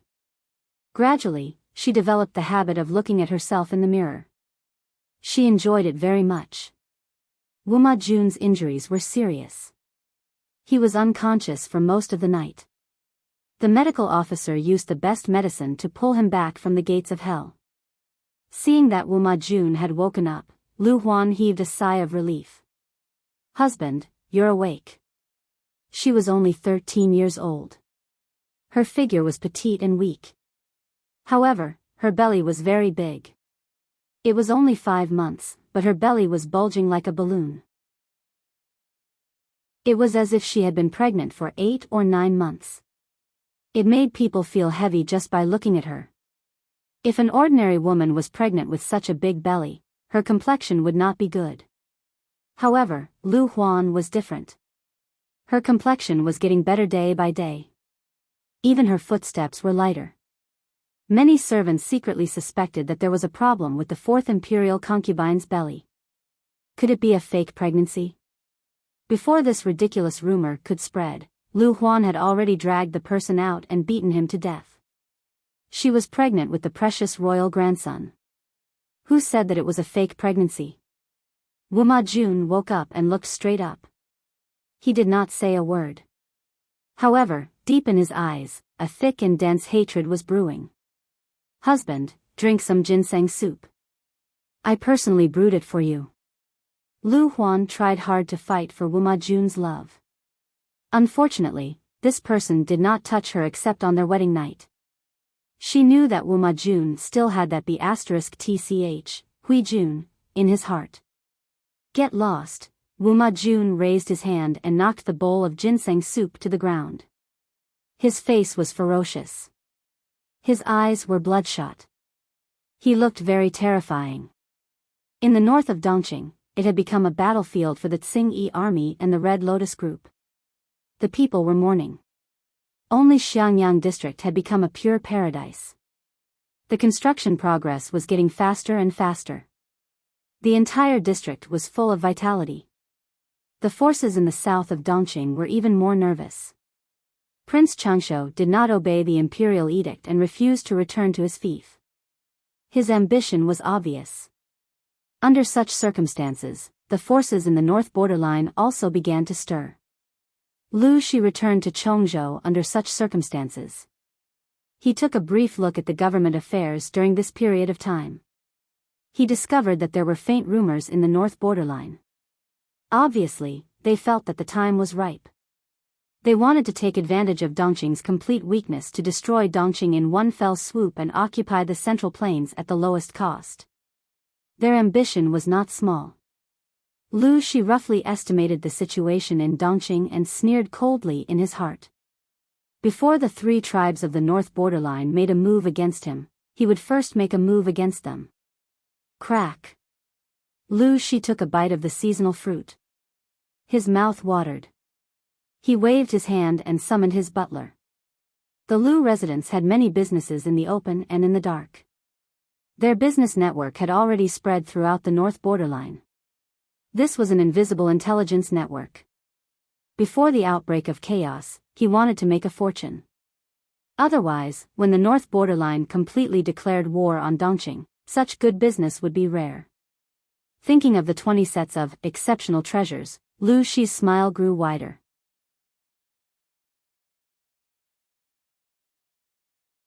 Chapter 443. The northern borderline was vast and had a small population. Coupled with the years of war, it was difficult for the people to survive. In the past 20 years, the royal family of the northern borderline, under the suggestion of the wise ones, finally agreed to cultivate and recuperate. They encouraged the people to have children and actively opened up business and trade with neighboring countries. Without a doubt, this policy was very correct. Today, the 3 tribes of the northern borderline were prosperous and lively. The country was extremely powerful.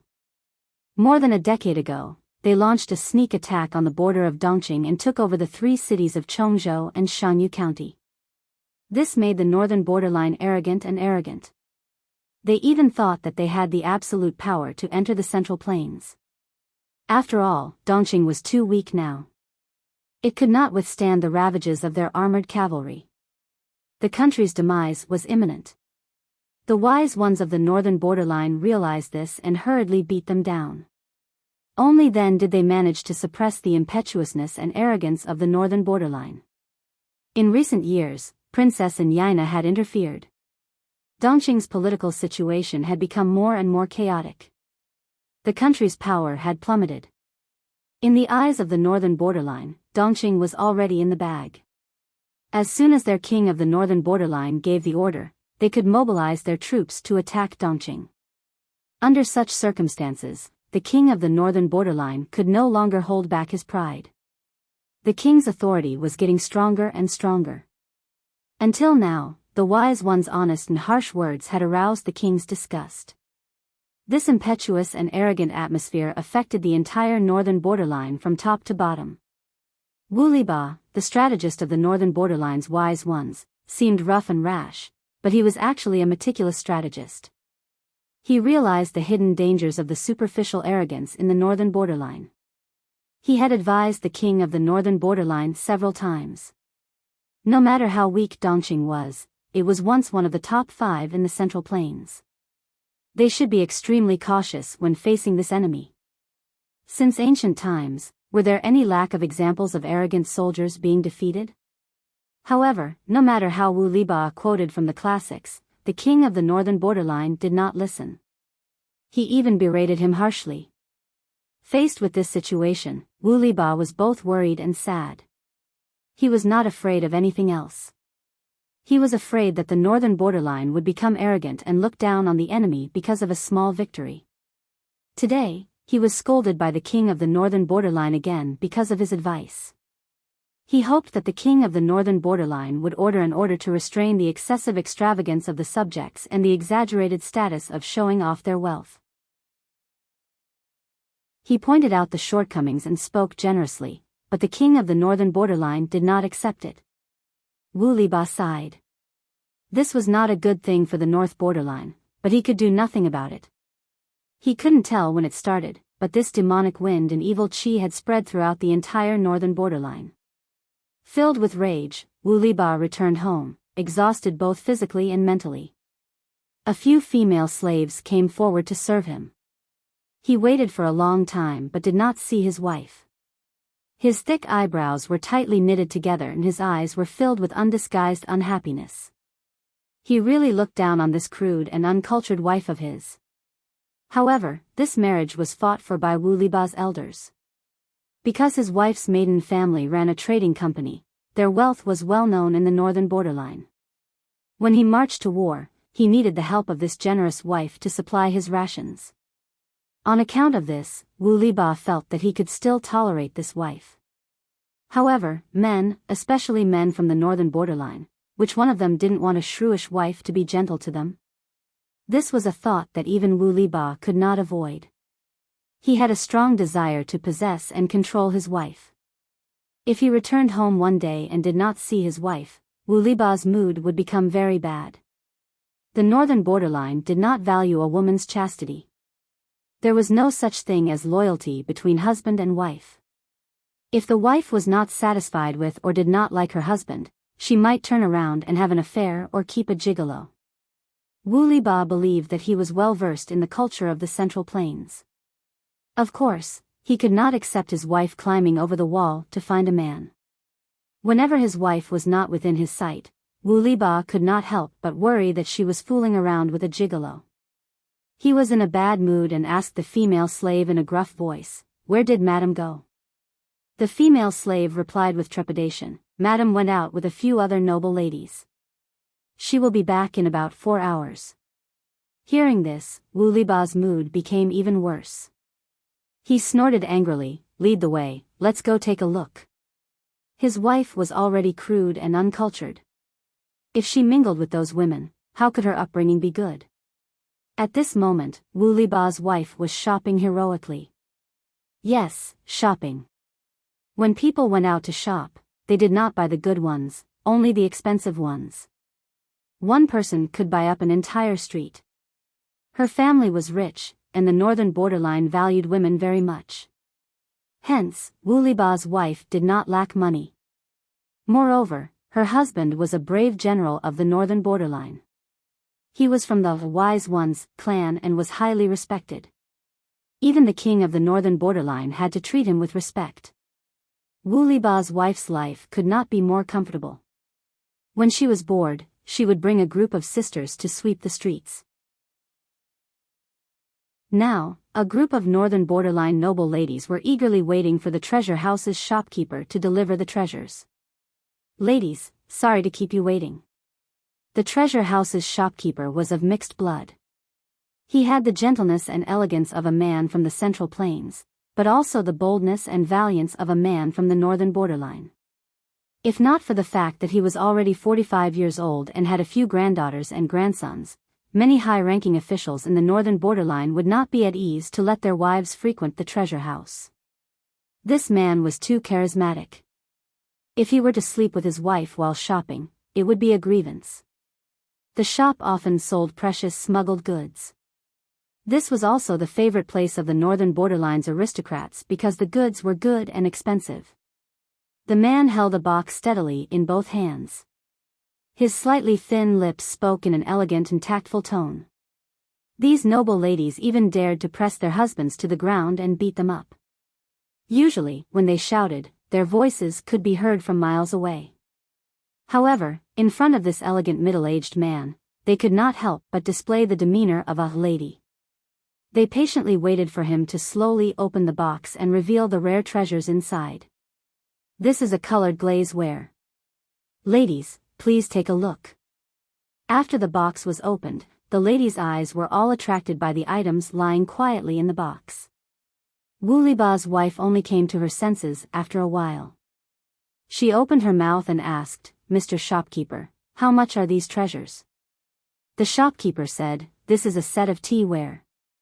The quality and workmanship are rare in the world. The price is a little expensive." Wu Liba's wife said with a smile, "Could it be that shopkeeper is worried that I cannot afford it?" The shopkeeper said, "Madam must be joking. Madam's family is rich enough to rival a country. Everyone in the Central Plains knows that. How could Madam not be able to afford it? Even if you really cannot afford it, for Madam's sake, this set of treasures should lower its price and beg you to take it away. A treasure should be matched with a beautiful woman. Only a beautiful woman like Madam can bring out its value." Madam Wu Liba's cheeks reddened. The smile on her face grew brighter. Shopkeeper is really getting better at talking. There was no woman who did not like to be praised. Madam Wu Liba was even more so. Although the other ladies were not as rich as this one, they were also extravagant. They hurriedly inquired about the price. The shopkeeper's eyelids narrowed slightly. He said gently, "This set is of above average quality. It is not considered the best.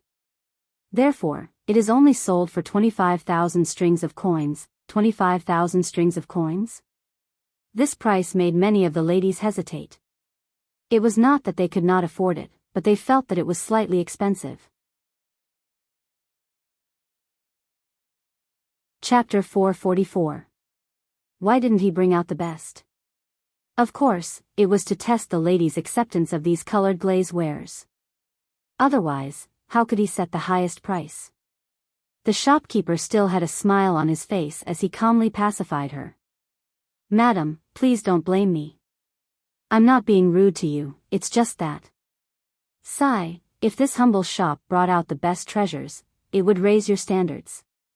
When that time comes, what treasures should this humble shop bring out to attract your attention and make you linger here?" Madam Wu Liba blushed and clicked her tongue. "Just bring out the best, why are you worrying about this? Could it be that all the things this madam had bought from you over the years were all fake? Good or bad, when did I not take care of your business?" The shopkeeper smiled warmly and turned to go upstairs to retrieve the set of glass tea wares that he wanted to sell at a high price. The previous set was already eye-catching enough, but in front of this set, even the slightest flaw was magnified. Madame Wu Liba said directly, "I want this set." Shopkeeper, just quote the price directly. You won't miss a cent or a copper coin. The shopkeeper smiled helplessly and said, "If any businessman were to meet such an easygoing customer like you, he would wake up laughing even in his dreams." Madame Wu Liba asked boldly, "Shopkeeper, will you laugh tonight because of me?" Of course. Originally, the owner had set the price at 20,000 to 30,000 strings of coins, but the shopkeeper felt that there was still room for appreciation. Wasn't the most successful businessman trying to maximize the value of a product? He pondered in his heart and did not speak too confidently, in case there were better quality colored glaze wares next time and it would be difficult to clean up the mess. If these rich ladies were to kick up a fuss, his old bones would not be able to handle it. With a quick thought, he already had a way to deal with it. He said, "This set is the best in this batch. It's slightly more expensive than the previous set, 41,000 strings of coins." Madame Wu Liba was not stupid. She understood the meaning behind his words. "Shopkeeper, are you saying that there will be better colored glaze wares?" How could that do? If she was going to buy, she had to buy the most expensive one. Only then would it match her status. The shopkeeper took out the prepared draft and said, "Ladies, do you know the origin of these colored glaze wares?" The madams shook their heads. "I don't know. I've never heard of it." They were also used to seeing good things. There were not many treasures smuggled and sold in the treasure house, but there were almost none that were as beautiful as the colored glaze wares that could awaken their dead young girls' hearts with just a glance. Although colored glaze wares were a little expensive, it wasn't that they couldn't afford them. However, they had to buy things that were worth it, or else they would lose their value. There's a strange record of the great Xia dynasty. There was a golden phoenix descending from the sky of the Plum region, and at the same time, a baby girl was born. This baby girl was one of the founding fathers of the great Xia dynasty. After her death, she was conferred the title of Marquis of Immerse, Duke Su. The shopkeeper explained in detail to the madams, these colored glass artifacts were found at the place where the golden phoenix landed. Each one of them is magnificent. It's just that the person who discovered it was too crude and ignorant, causing some damage to the glazed artifact. It's no longer as stunning as it was before. Madame Wu Liba was the most cultured among the madams, and she loved to show off her culture. She said, "I've heard of this story before. It's said that Marquis of Immerse, Duke Su, had the life of a golden phoenix. She was a goddess who descended from the heavens. These colored glaze wares, could they be celestial items that came with Duke Su from the heavenly palace?" The shopkeeper hesitated and said, "I don't know about this. These colored glaze wares have been buried deep underground for hundreds of years. A while ago, the earthquake in Dongqing allowed them to see the light of day. The store had to expend a lot of resources to get a few sets of them. Now we're still thinking of ways to get more. The set in front of us is the best one in our shop's collection." When the madams heard this, they couldn't help but be surprised. Their already wavering hearts became even more one-sided. Even if they didn't have a legendary background, they were still tempted. Now that they heard this story, they wanted to snatch it. Madame Wu Liba saw the expressions of the madams and secretly regretted it. Why did she mention celestial items for no reason? The shopkeeper took in their expressions and smiled warmly. "Madam, do you want to buy them?" Madame Wu Liba decisively made the decision. Without waiting for the others to speak, she said, "Of course I want to buy them. It's just 41,000 strings of coins. Shopkeeper, wrap them up and send them to my house. Also, if you have better colored glaze wares here, don't forget to inform me." The few madams actually wanted to buy them at a higher price. However, this treasure house had its own rules and wouldn't resell them.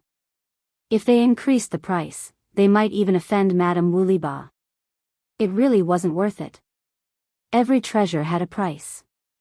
If a customer was the first to buy it at the set price, even if the subsequent customers increased the price by 100 times, they wouldn't resell it.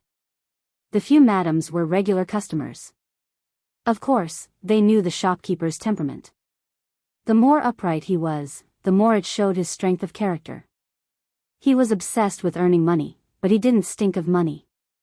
Many noble ladies from the north borderline wanted to invite him to be their guest. However, he was loyal to his wife. The Princess Royal of the north borderline had also offered him an olive branch, but he wasn't moved. He had such strength of character, humor, looks, and talent, there wasn't a single part of him that wasn't good. How could he not be attractive? Another plump madam opened her mouth. "Shopkeeper, take out all the colored glaze wares here." The shopkeeper smiled and agreed. He personally brought them out. When the 9 sets of glass tea wares were lined up, the dazzling sight made even some madams who didn't have any intention of buying feel tempted. At this moment, there was only one thought in everyone's mind: don't be afraid of the price. Buy, buy, buy. The shopkeeper had been dealing with these noble ladies for many years. He naturally knew their extravagant purchasing power. They always bought the most expensive and not the best. These 9 sets of glass tea wares, the cheapest was 23,000 strings of coins. Excluding Madame Wuliba's set, the most expensive was 33,000 strings of coins. The few madams bought 5 sets and kept the 4 cheapest sets. The total was 146,000 strings of coins. Sigh, this money was easy to earn. It was even better than robbing. The shopkeeper sighed silently in his heart. He admired his young master even more. He had seen his old master Madame Gu's money-making methods. Ever since Madame Gu passed away, the shopkeeper had never seen someone who was more ruthless in earning money than robbing a bank. Until he met Madame Gu's child. He could only sigh with emotion. When Lu Shi asked him for help, his heart that had been dead for a long time came back to life. He loved to earn money, but he loved the thrill of tricking people even more. He had obviously slaughtered the customers until not even their bones were left, but the other party still felt that he had earned a lot. Based on Madame Gu's evaluation of him, it was probably because he had gained intellectual satisfaction from a mentally handicapped customer. In short, the feeling of superiority was indeed addicting to the shopkeeper. Chapter 445. Madame Wuliba paused and asked, "What else?" The treasure house was the most famous smuggler and antique shop in the northern borderline. There was no most expensive item, only more expensive. Many nobles in the northern borderline frequented this shop to show off their status. To be honest, this shop had a wide network of connections. Almost anything could be obtained. Most importantly, the background of the shop was very clean, which was reassuring. "Ladies, please wait a moment. I'll bring it for you to see." With that, the shopkeeper went upstairs and brought back a red sandalwood box the size of a grown man's palm. The outside was carved with complicated and gorgeous patterns. A strange fragrance wafted in the air. Many ladies were curious and wanted to stretch their necks to take a look. But they still sat where they were, waiting for the shopkeeper to bring out their precious children. "Ladies, please take a look."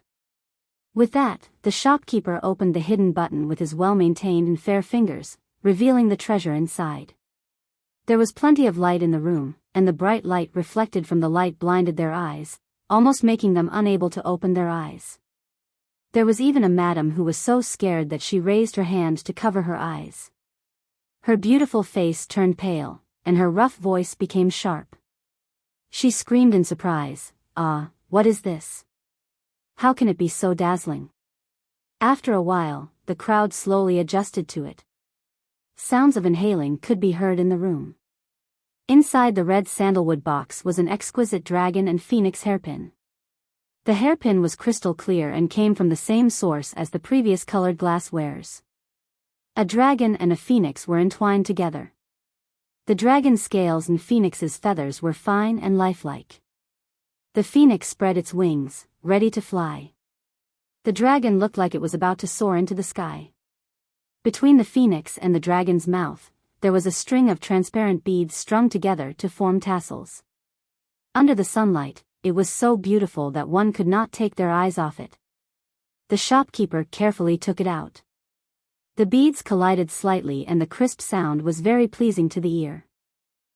She gave him 20 glass tea wares and the dragon and phoenix hairpin. He was allowed to decide the price. Seeing the eyes of the nobles in the northern borderline, the shopkeeper knew that the dragon and phoenix hairpin could be sold for a very good price. Women could not like exquisite antiques, but they could not resist the temptation of dazzling jewelry. The shopkeeper smiled warmly. It took a lot of effort to get this. Ladies, please take a look. What do you think? Madame Wu Liba shouted, buy. Shopkeeper, please be straightforward and quote a price. The other madams were not willing. What? They had bought the best glaze, and they still wanted to monopolize this peerless treasure? The plump lady raised her chin slightly, her eyes slanting. She said unhappily, Madame Wu, this isn't right. Everyone didn't say that they wouldn't buy it, so how could they let you buy it all? I also want to buy this hairpin. Shopkeeper, we are old acquaintances and know the rules here. Why don't we go to the highest bidder? The shopkeeper knew how to maximize the value, and he also knew that this kind of transparent and dazzling jewelry could not only be sold once, so he couldn't be too ruthless the first time, or else he wouldn't be able to make use of it in the future. This principle was the same as raising pigs and only killing them during festivals. Because they were fat, it would feel good to slaughter them. Madams, please listen to me. There's news from my store that there's more than one piece of jewelry. The shopkeeper spoke up to ease the atmosphere. It's just that they're currently in someone else's hands. It'll take some time to get them. Madams, if you can wait for a while, then you can buy it again. Don't hurt the harmony. When the madams heard this, their expressions turned slightly better.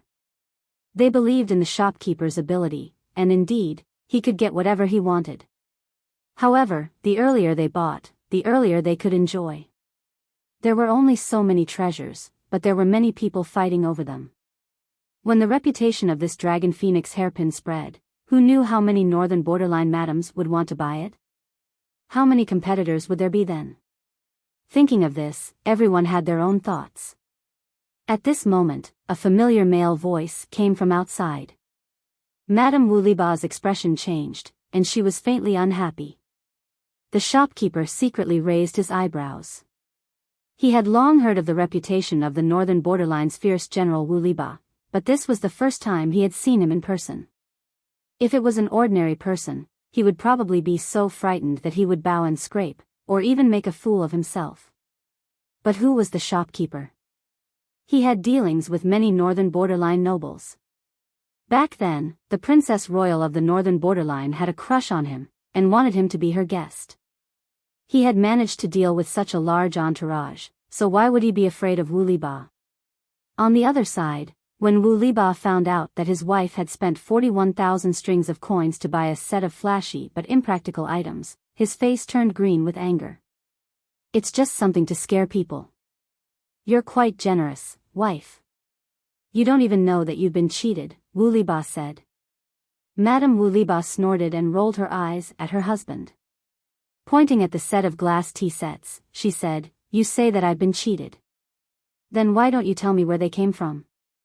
Haven't you been to Dongqing and have a deep understanding of the customs and objects there? You can tell that they're not ordinary.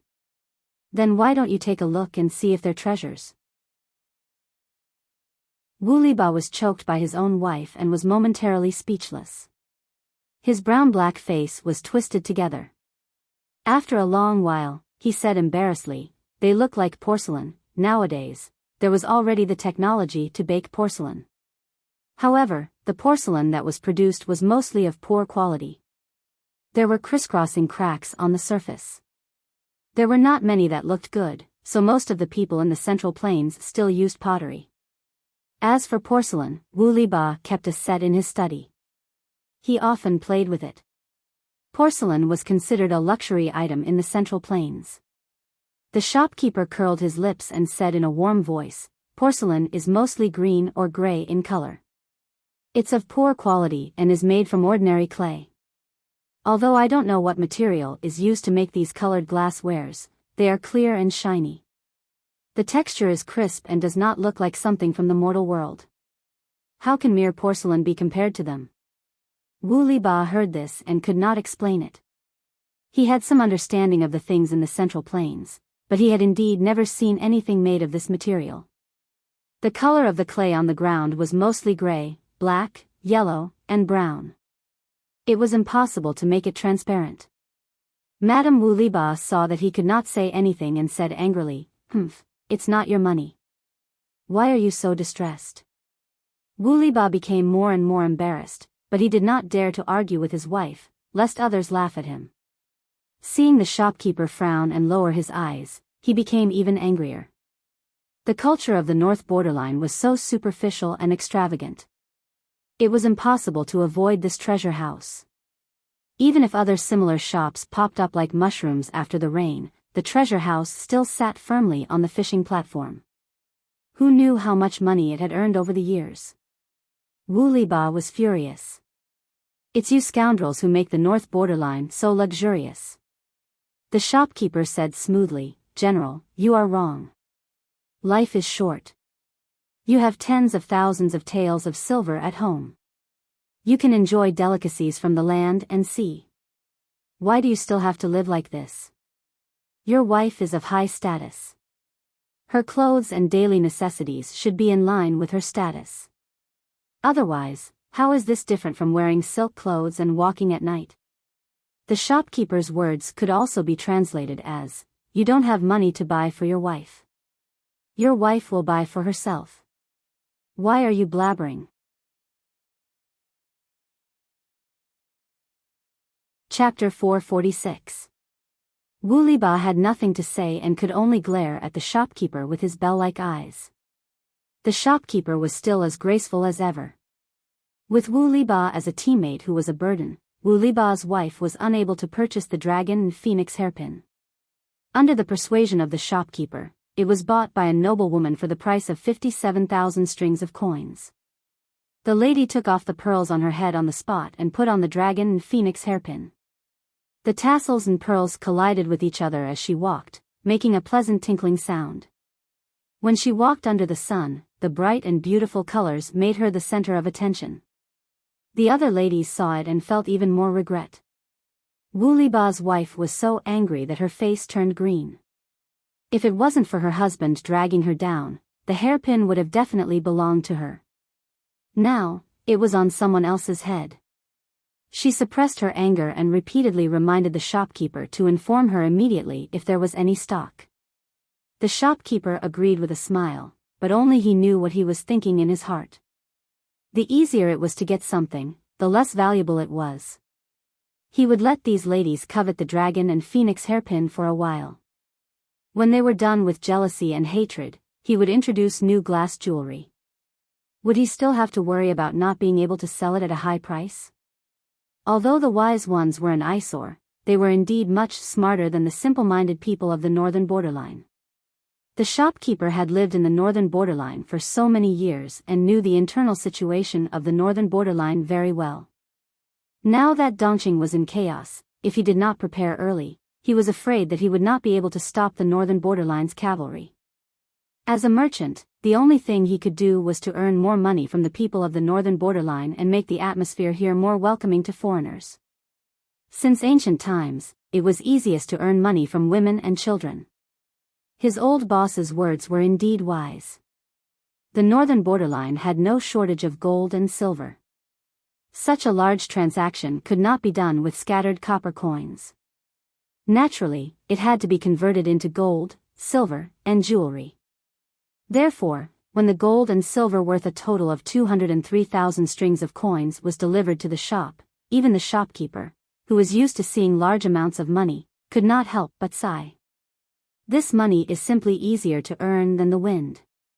Because the treasure house did a lot of smuggling business, there was a price difference between the two places. Therefore, when he took out a sum of money to buy 500 horses of medium quality and nearly 10,000 sheepskins, no one suspected anything. They only thought that the treasure house was going to Dongqing to make a fortune from the war. The northern borderline produced many good horses. The treasure house did not buy the best war horses, so it did not matter if they sold them. As for the sheepskin, they did not care about it. Every household had such a thing, and even if they laid it on the ground as a street stall, the smell would still be too strong. Therefore, when this batch of resources was transported back to Chongzhou with the remaining gold, silver, and jewelry, no one pursued the matter. When Lu Shi saw this, he let out a long sigh. Money that comes with the wind. The shopkeeper had already returned to his Central Plains attire. He wore a crown on his head and a wide-sleeved coat. Other than his face being more profound than the people from the Central Plains, he looked like a native of Dongqing. He was amused by Lu Shi's words. So much gold, silver, and jewelry. How strong must the wind be to blow them up? Lu Shi choked and put his hand to his forehead. He said helplessly, your mouth is getting sharper. Ever since Gu Min passed away, the shopkeeper had not set foot in Dongqing for many years. If Lu Shi did not believe in the shopkeeper's loyalty to Gu Min, he would not have dared to hand over the business of the second branch of the Lu family to manage. Now that he had personally come back, Lu Shi was quite surprised. In the past, when I asked you to come back during festivals, you said you were not feeling well. Why did you come back now? The shopkeeper squinted slightly and said, I came back to see the young master. The business that Gu Min ran should be inherited by a descendant. The shopkeeper had been quite worried before, but now he was not. In terms of business, the young master was much more ruthless than the old master. The old master was at least doing proper business, but the young master was directly robbing. Lu Shi asked, what about these sheepskins and horses? The shopkeeper said softly, in another month, the weather will start to turn cold. The earthquake in Dongqing has turned the north into a shuraba. The people have lost their homes. How much money can they bring with them? This winter will not be easy. These sheepskins are cheap. If we find a way to remove the stench and make them into clothes, they should be warmer than ordinary linen. The shopkeeper continued, as for horses, the northern borderline iron cavalry is already mature, but in Dongqing. Sigh, how can an army fight without horses? These horses are not in good condition and do not have the bloodline of war horses. They are often slaughtered for meat, so it will not arouse suspicion. Because it was the first time, the shopkeeper could not buy too much. He could only plan slowly. Lu Shi was silent for a while. You are more careful than I am. I thank you on behalf of Lanting. I have used my connections to buy a batch of food in Hu County. Send it to Lanting when the time comes.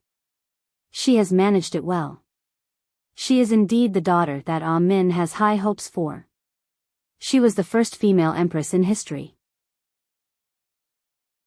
How could she not be outstanding? The shopkeeper said, the parents are extraordinary, so the children are naturally extraordinary.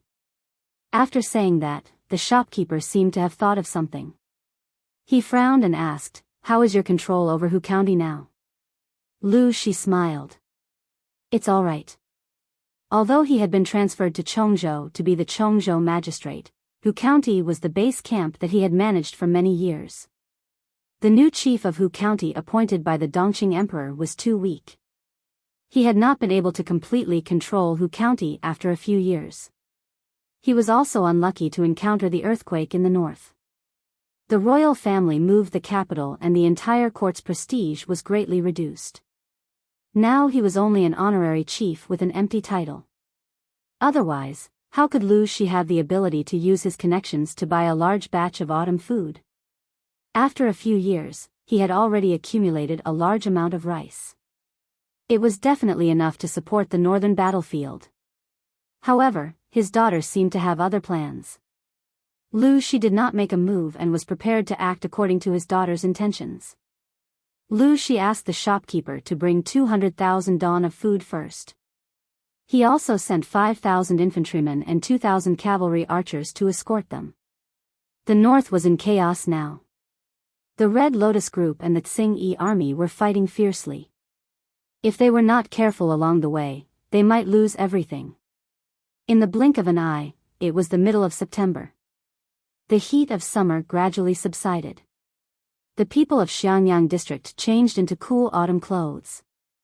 Feng Jin's Changsheng was already 5 months old. She was lively and active. She could often roll from one corner of the room to the other. She was also impatient to stay in the house. She often wanted to roll out of the room. When the maidservants wanted to carry her, she would make a squeaking sound and slap their hands. If they carried her stubbornly, her crying voice could be heard far away. She still cried without tears. Over time, Feng Jin and his wife also let the child be. However, they never expected that the older the child, the more willful her temperament became. For example, today, she especially clung to Feng Jin. She hugged his sleeves and refused to let go. She tried her best to crawl into his sleeves. Jingxian, carry Changsheng away. If I don't go to the government office, Lanting will mock me again. Changsheng probably understood the meaning of Feng Jin's words. She held her mouth and silently wept. Tears fell one by one. She did not cry or howl. She looked at Feng Jin silently and cried silently. After a while, she became a tearful person. Wei Jingxian's heart ached. She really could not bear to see her child cry. She could only say dotingly, "Should we hide Changsheng and bring her over?" Chapter 447. Then you coax her. If Changsheng's eyes get hurt from crying, won't you feel bad? Wei Jingxian put a big label on Feng Jin. Feng Jin was speechless. He looked down at his daughter who was grabbing his sleeve and refused to let go. Feng Jin shook his head helplessly. I really owed you and your daughter in my previous life. Therefore, Feng Jin's posture when he went to the government office today was a little strange. The people below did not dare to ask. At most, they looked at him strangely. Feng Jin went to the government office shamelessly. Because it was still early, he quietly went to his seat, pulled a cushion over, and hid the lump of fat sleeve under the low table. However, Changsheng's temper was hard to understand. She was very obedient on the way, but once she entered the government office, she did not want to stay in his sleeve anymore. Huayu, what's wrong with you? Qiguan Rang's work was about to end. Nearly 80% of the people had completed their registration. His work was not so rushed. He simply slowed down his pace and no longer worked overtime crazily. He ate and slept well every day. After a few days, his thin and sunken cheeks had also regained some flesh. He looked a little more plump, and his complexion was rosy.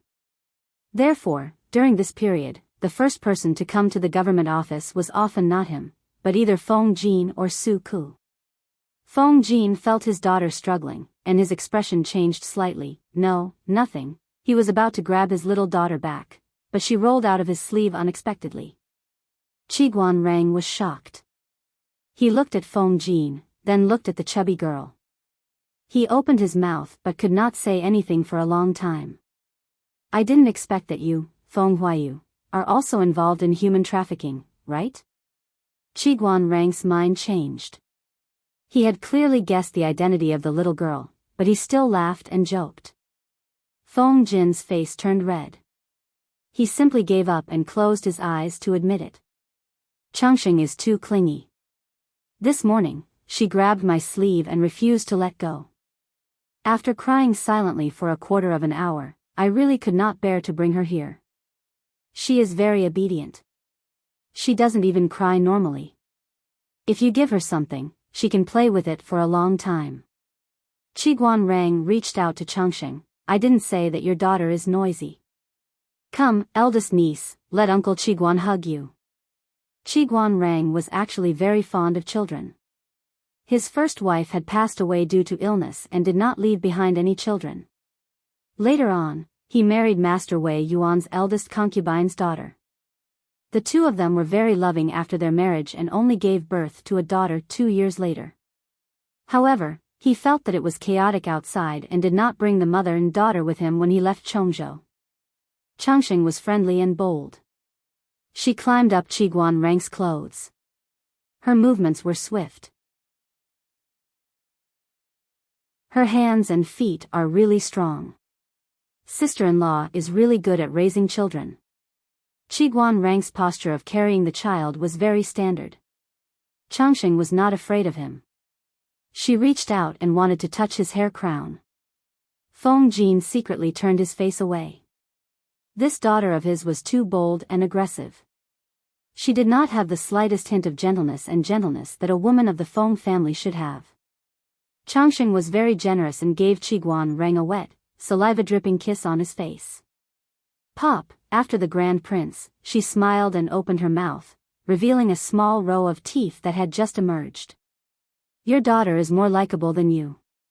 Qiguan Rang made a brief comment. Unlikable Feng Jin, let her play by herself. Don't disturb you. Although Feng Jin had brought Changxing over, he did not want to delay his colleague's work because of this. It's all right.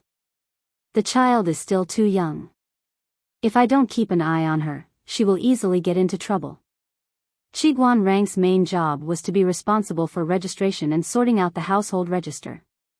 Fortunately, he still had 9 girls who were busy at his side. As his immediate superior, it was fine for him to be a little lazy. You, on the other hand, haven't finished sorting out the case files. I'm afraid you'll be busy for a while. Feng Jin was speechless. He watched helplessly as Qiguan Rang carried his daughter to the side and played with her. In just a short while, his daughter was already glued to Qiguan Rang. No. Whose daughter was this? Changxing giggled. Her big eyes were about to turn into slits. She climbed up and down Qiguan Rang's body intimately. Not long after, Su Ku also arrived. Seeing that there was an additional girl in the government office, he raised his eyebrows and walked around as if there was no one around. He was extremely cold. Be careful. Hide the child well in case the Lord sees her and snatches her from you, Su Ku said in a low voice. Qiguan Rang raised his eyebrows. Don't worry. With the Lord's temperament, she will not come every day. Jiang Pengji did not come to the government office every day. Every day, she was either playing with mud or playing with wood. During this period of time, she was almost always in the carpentry workshop, working on some siege weapon model. Meng Han and Luo Yue seemed to be absent-minded. They ran behind her all day, specifically, they ran behind those models. On the other hand, Lian recorded the cultivated fields and divided them carefully. He was prepared to rent them out to each household during spring plowing. Issues such as farming tools and cattle were also put on the agenda. Lian still had to follow orders to Qingda County to purchase grain seeds. He was so busy that his feet barely touched the ground. The construction of the district town had already reached the 3rd stage. The main roads in the city were basically completed. The roads were paved with bluestone bricks. Even when it rained, the roads were still clean. In Xiangyang district, there was a place that the people called the Noble District. There were rows upon rows of newly built houses. It was extremely beautiful. Speaking of the Noble District, one had to mention the 20 girls that Jiang Pengji had previously taken in. Most of them came from wealthy families or country gentlemen's families. Jiang Pengji returned their family property to them after settling the accounts. They expressed that they were willing to pay for a new house. After all, their old houses had been destroyed. Some of the land had been reclaimed by the district headquarters. They had nowhere to go. Seeing the new house that was being built uniformly, everyone was tempted. You are now considered a part of the district headquarters. You have helped the district headquarters greatly. Indeed, you should be rewarded according to your contributions. Let's do it this way. The 5th batch of 2-level houses will be built for 4,000 strings of coins each. If you can't afford it, you can pay a deposit first and the rest will be paid in installments. If you agree, I will sign a new contract for you. Faced with the requests of the girls, Jiang Pengji thought for a while and came up with a compromise. Do you have any thoughts of entering the district headquarters to work? You can choose to pay with grain or money of equivalent value. They could still manage the manpower they had now, but when their territory expanded in the future, they would probably go crazy with work. Taking advantage of the buffer time, they should first train a group of people. If they needed more people in the future, they could directly send them over. Just thinking about it made them happy. The girls listened to Jiang Pengji's suggestion and opened their eyes wide in surprise. During this period of time working in the district headquarters, the hard work had diverted their attention. It had more or less soothed the hurt they had suffered from the Tsing-Yi army. Although it was very tiring, the girls quite liked the feeling of working on their own. It was much more fulfilling than staying in the backyard. Hearing that they could receive a monthly salary, they were even more tempted. Some of them agreed on the spot. Others also agreed after some hesitation. Without Jiang Pengji, they would have long been tortured to death by the Tsing-Yi army. Even if they did not die, their family property would have fallen into the hands of other clansmen. Lonely women who had lost their chastity could hardly survive in today's world. The young district magistrate in front of them gave them a chance. Only fools would not seize it. If they had a position in the district magistrate, the shameless elders in the clan would not be able to force them to do anything. Without much effort, Jiang Pengji recruited another 23 literate and good employees. They were deeply grateful to her. They would not complain no matter how late they worked. They rushed to do any paperwork. Chapter 448. The maids in the residence always treated Changsheng carefully. Of course, she did not like maids. Qiguanrang did not think that children were delicate. Not only would he pat her but to urge her to crawl forward, but he would also tempt her with brightly colored things. Therefore, Changsheng liked to play with Qiguanrang. He was a good playmate. She crawled quickly with her hands and feet, giggling non-stop. Sparkling saliva hung from the corner of her mouth, and her smile was very bright. TSK, she looks like you and sister-in-law, but this character. How do I put it, they are not alike at all. Qiguanrang could not imagine Feng Jin crawling while giggling. The key was that this little girl had a bad temper. It was okay to tease her occasionally, but if she got angry, she would argue with you directly. She was willful and overbearing. Feng Jin buried his head in the files. His daughter was playing happily with Qiguanrang, which made him feel sour and pitiful. She is just a child who doesn't know anything. What character can you see? Feng Jin said as he put the organized files in the designated position. Then, he took out another scroll and slowly spread it on the table. He glanced at Qiguanrang from the corner of his eyes. This guy was holding his glass and waving it in front of Changsheng. Then, he led the little girl to crawl from the north side of the government office to the south side. His daughter was still giggling and crawling over. The entire mats of the government hall were wiped by her petite body. Who said that? Don't old people say that 3 years old can tell one's age? There is not much difference between 3 years old and 3 months old. Anyway, your daughter's character is not gentle and virtuous. Qiguanrang usually liked to keep a straight face, and even looked at people with dark eyes. However, when he played with Changsheng, he showed some gentleness and pampering. This was seen by an acquaintance. How could he not find it rare? Feng Jin almost broke the brush in his hand. What did he mean by his daughter's character was not gentle and virtuous? Which woman of the Feng family was not educated, gentle, virtuous, intelligent, and beautiful? Qiguanrang did not tease Changsheng anymore. He let her grab his sleeve and climb on top of him, wiping his sleeve with her saliva.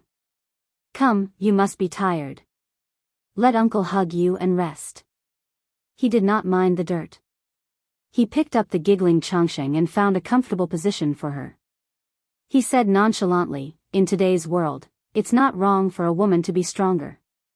Do you still remember reading the 4 self-accomplishment classics for women? That's what they look like when they're too gentle and virtuous. Feng Jin was taken aback. He was rendered speechless by Qiguan Rang's words. I hope that my daughter can be as active and lively as Changxing. When she grows up, I'll hire a martial arts teacher for her. Who knew when the world would calm down?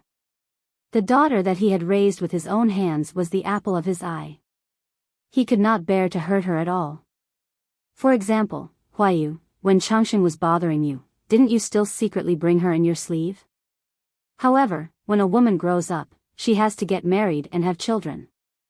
This is the way of reproduction, as well as the natural order of things. As a father, how many years could he accompany her? Children should walk their own paths in the future. If they were stronger and braver, they would get hurt less in the future. Don't you agree, little Changxing?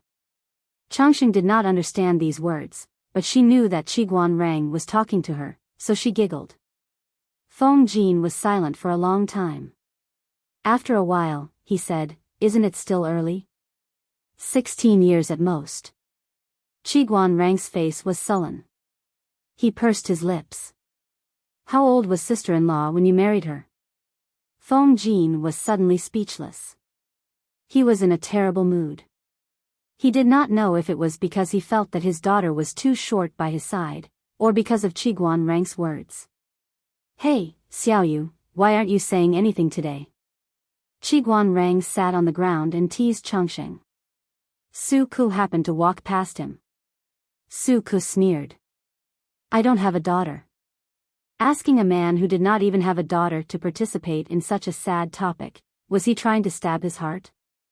Qiguan Rang secretly pursed his lips. Changxing, who was in his arms, giggled and wanted to stand up. Then, she pulled his hair crown. Which family's child is this? Jiang Pengji was dressed in a short brown shirt and had a windproof cloak draped over her shoulders. She looked like she had just come out of the carpentry workshop. As soon as she entered the door, she saw Qiguan Rang sitting on the ground holding a fair and tender baby. She could not tell that this guy had the potential to be a nanny. Judging by her appearance. She's from Huayu's family? Qiguan Rang held Changxing and bowed slightly. My lord, this is Changxing from Huayu's family. Changxing did not care who came. She grabbed his hair crown and did not let go. She screamed and prepared to exert force. After a while, a pair of strong, lean hands grabbed her under her armpits and lifted her up. But she was still holding on to the man's hair, and her 2 chubby paws refused to let go. They were in a silent stalemate. Qiguan Rang reluctantly took off the hair crown and stuffed it into his sleeve. She would not be able to grab it this way. It's quite heavy. Jiang Pengji held the child in her arms and weighed him. He was much heavier than other children of the same age. Feng Jin's face darkened. Changxing, don't mess with the Lord. Come to daddy. If Changxing messed with Qiguan Rang, he could still remain calm. If she messed with Jiang Pengji, it would not do according to the hierarchy. Don't be so serious. Changxing and I are quite fated. I was the one who named her. Jiang Pengji teased Changxing and pinched her bones. She was indeed a very strong baby. Feng Jin looked at her nervously for a while. When he saw that Changxing did not cry, he slowly felt relieved. Jiang Pengji pinched Changxing's chubby face.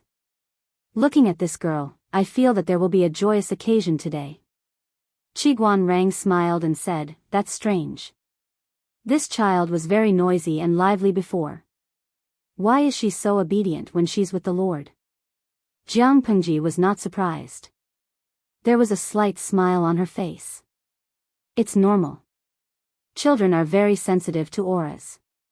A child's perception of auras was incomparable to an adult's. Changxing dared to mess with Qiguan Rang, but she did not dare to mess with Jiang Pengji. This was the survival instinct that small animals were born with. Tian Tian Zizai Shuxian, streamer, was this child born in the earthquake? Ren Xiandao, wow, Xiaobei looks so cute, She's chubby and has nice facial features. Daily Huanbukingsen, look at who Changxing's parents are. The parents have good genes, so the child can't be too bad. Jiang Pengji was distracted as she glanced at the bullet screen. Her cheeks were flushed with a milky fragrance. Pop, Jiang Pengji turned her head to look. Little Changxing was giggling. Her adorable appearance had captured a large number of fans. Naughty. Jiang Pengji gently tapped the tip of her nose. Changxing did not understand. She hugged her finger and wanted to stuff it into her mouth. Ah woo, Jiang Pengji's fingertips touched her teeth. She wanted to pull her finger out. At that moment, heavy footsteps came from outside. Meng Han knelt outside the door and panted. My lord, there are nearly 20,000 troops and horses 20 miles outside the city.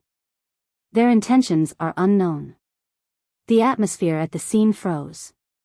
Subconsciously, Feng Jin looked nervously at Jiang Pengji and Changxing in her arms. All the muscles in his body were ready to move, as if he wanted to catch something. Jiang Pengji frowned. She lowered her head and gently pulled her finger out. She kissed the little girl's forehead in a comforting manner.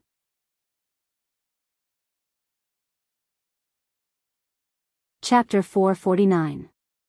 A child's perception of the surrounding aura was the most acute. Changxing's watery eyes were wide open, not understanding what was happening. Jiang Pengji stroked Changxing's fluffy hair and said softly, Huayu, don't be so nervous. Don't scare Changxing.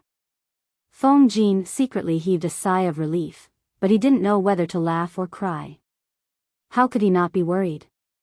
When Changxing was just born, she coincidentally encountered the earthquake in Dongqing. Now that she had just met the Lord, an unknown army of 20,000 men and horses arrived outside the city.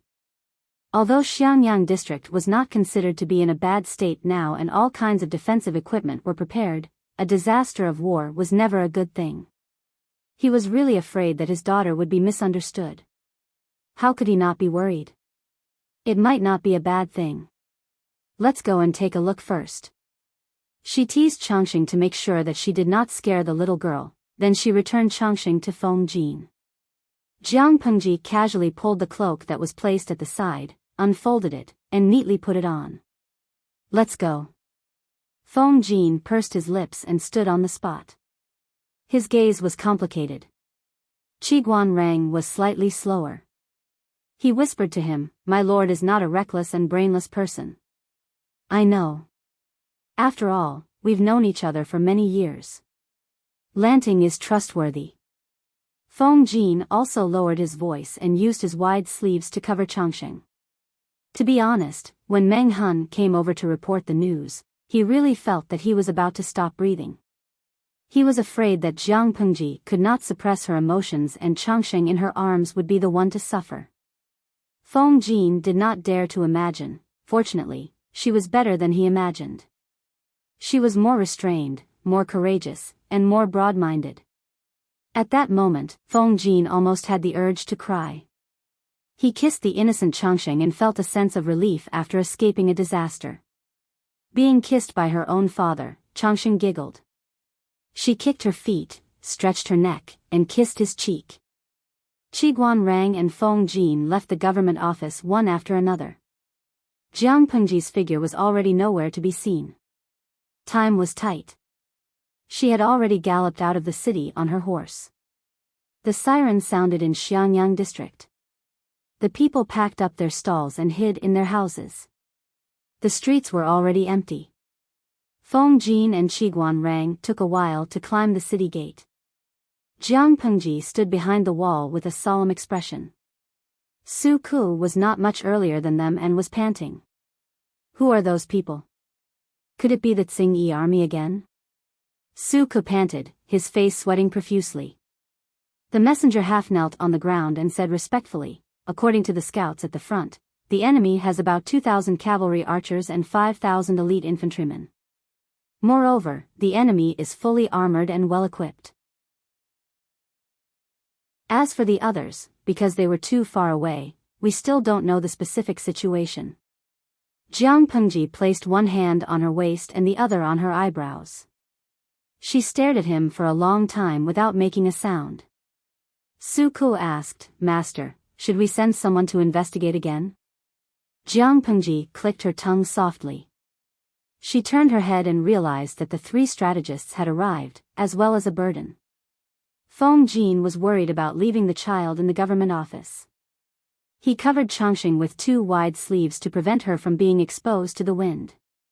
It wasn't just the three of them. The viewers in the live broadcast room were also on high alert. They felt like they were going to fight again today. Jintian Kangwujing, how long has it been peaceful? Those bastards from the Tsing-Yi army are looking for trouble again? I must wipe out the debt. Oh my god, I'm a little afraid of blood. People die in war. Should I quit the live broadcast room first? Xianggu Lei Meng, I had nightmares for a few days when I watched the streamer attack Xiangyang district and kill General Jiu of the Tsing-Yi army. Don't bully her, a war is about to break out. Children, retreat quickly. Jiang Pengji looked at them and raised her eyebrows. What were they talking about? Why are all of you here? And Huayu, the wind is strong on the city wall. Aren't you afraid that Changxing will catch a cold? Her father was so broad-minded. It was definitely the credit of his virtuous wife, Jing Xian, that Changxing could be raised to be so fair and plump. Master, this, Feng Jin understood Jiang Pengji. Her expression didn't have the sternness before the war at all. Instead, she looked relaxed, which was strange. I don't know where the troops are from, but they shouldn't be coming for us. The alarm is temporarily cancelled. Jiang Pengji had fought in wars for many years in her previous life. Her battle experience was richer than the few beside her. Her mental brain domain had basically recovered. She was extremely sensitive to qi. Naturally, she could see that there was no murderous aura on the troops' horses. If they had come to attack Xiangyang district, their murderous aura would have soared to the sky. You're still too young. She clicked her tongue. Send someone down to ask him why he's here. Lo Siji Lianmeng, as expected, I should have trusted the streamer.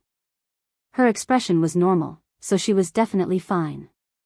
Jin Tian Fanfa Phyla, I was scared to death. I felt like my heart was in my throat. Even though the host was in another dimension, they didn't like killing. It was best to avoid a confrontation. When two soldiers fight, they don't kill the envoys. Just ask them why they're here. They won't kill anyone. Jiang Pengji spoke calmly. Her expression was calm. Her dark eyes were filled with inspiring absolute confidence. Although, I think this is nonsense. War is war. Death is death. What's the use of so many superficial etiquettes? Jiang Pengji clicked her tongue. She despised the so-called rules of the battlefield. In her world, if one was in a bad mood, they would start a war. Who would inform the enemy before a sneak attack? The three of them didn't know whether to laugh or cry. At that moment, Changxing, who had been quiet all along, giggled. Feng Jin's face darkened. The wind on the city wall was too strong. It blew up Feng Jin's sleeves and tickled her. Jiang Pengji simply took off her cloak and folded it to cover Feng Jin's shoulders. It covered Changxing, who was in his arms. Thank you, my lord. Jiang Pengji glanced at him. You talk too much nonsense. The wait was long. After a long time, the person she sent out returned. At the same time, he brought along a man who was about 40 years old. His sideburns were a little gray. He looked clean and upright. His facial features were more defined than the men from the Central Plains. His eyes were not pure black. Instead, they were a light brown. The man stopped 10 steps away. He looked Jiang Pengji up and down. Tears were brewing in his eyes. As if he had confirmed something, the man folded his sleeves and bowed. Your servant, Gu Xian, pays his respects to the young master. At that moment, not only were Feng Jin and the others dumbfounded, but the audience in the streaming room was speechless. Even Jiang Pengji was stunned. What was going on? Jiang Pengji said, "Old sir, let's talk things out." "What are you doing?" Although she said that, she had some guesses in her heart. The man called himself Gu Xian and called her young master. Could he be the old man who used to serve her mother?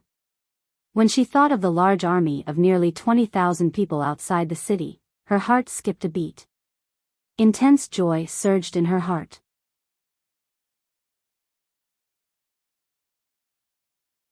Chapter 450. Young master, you're flattering me. The person in front of him was the shopkeeper of the treasure house in the northern borderline. He had long been freed from his slave status, but in front of Gu Min's only descendant, he still addressed himself as an old servant.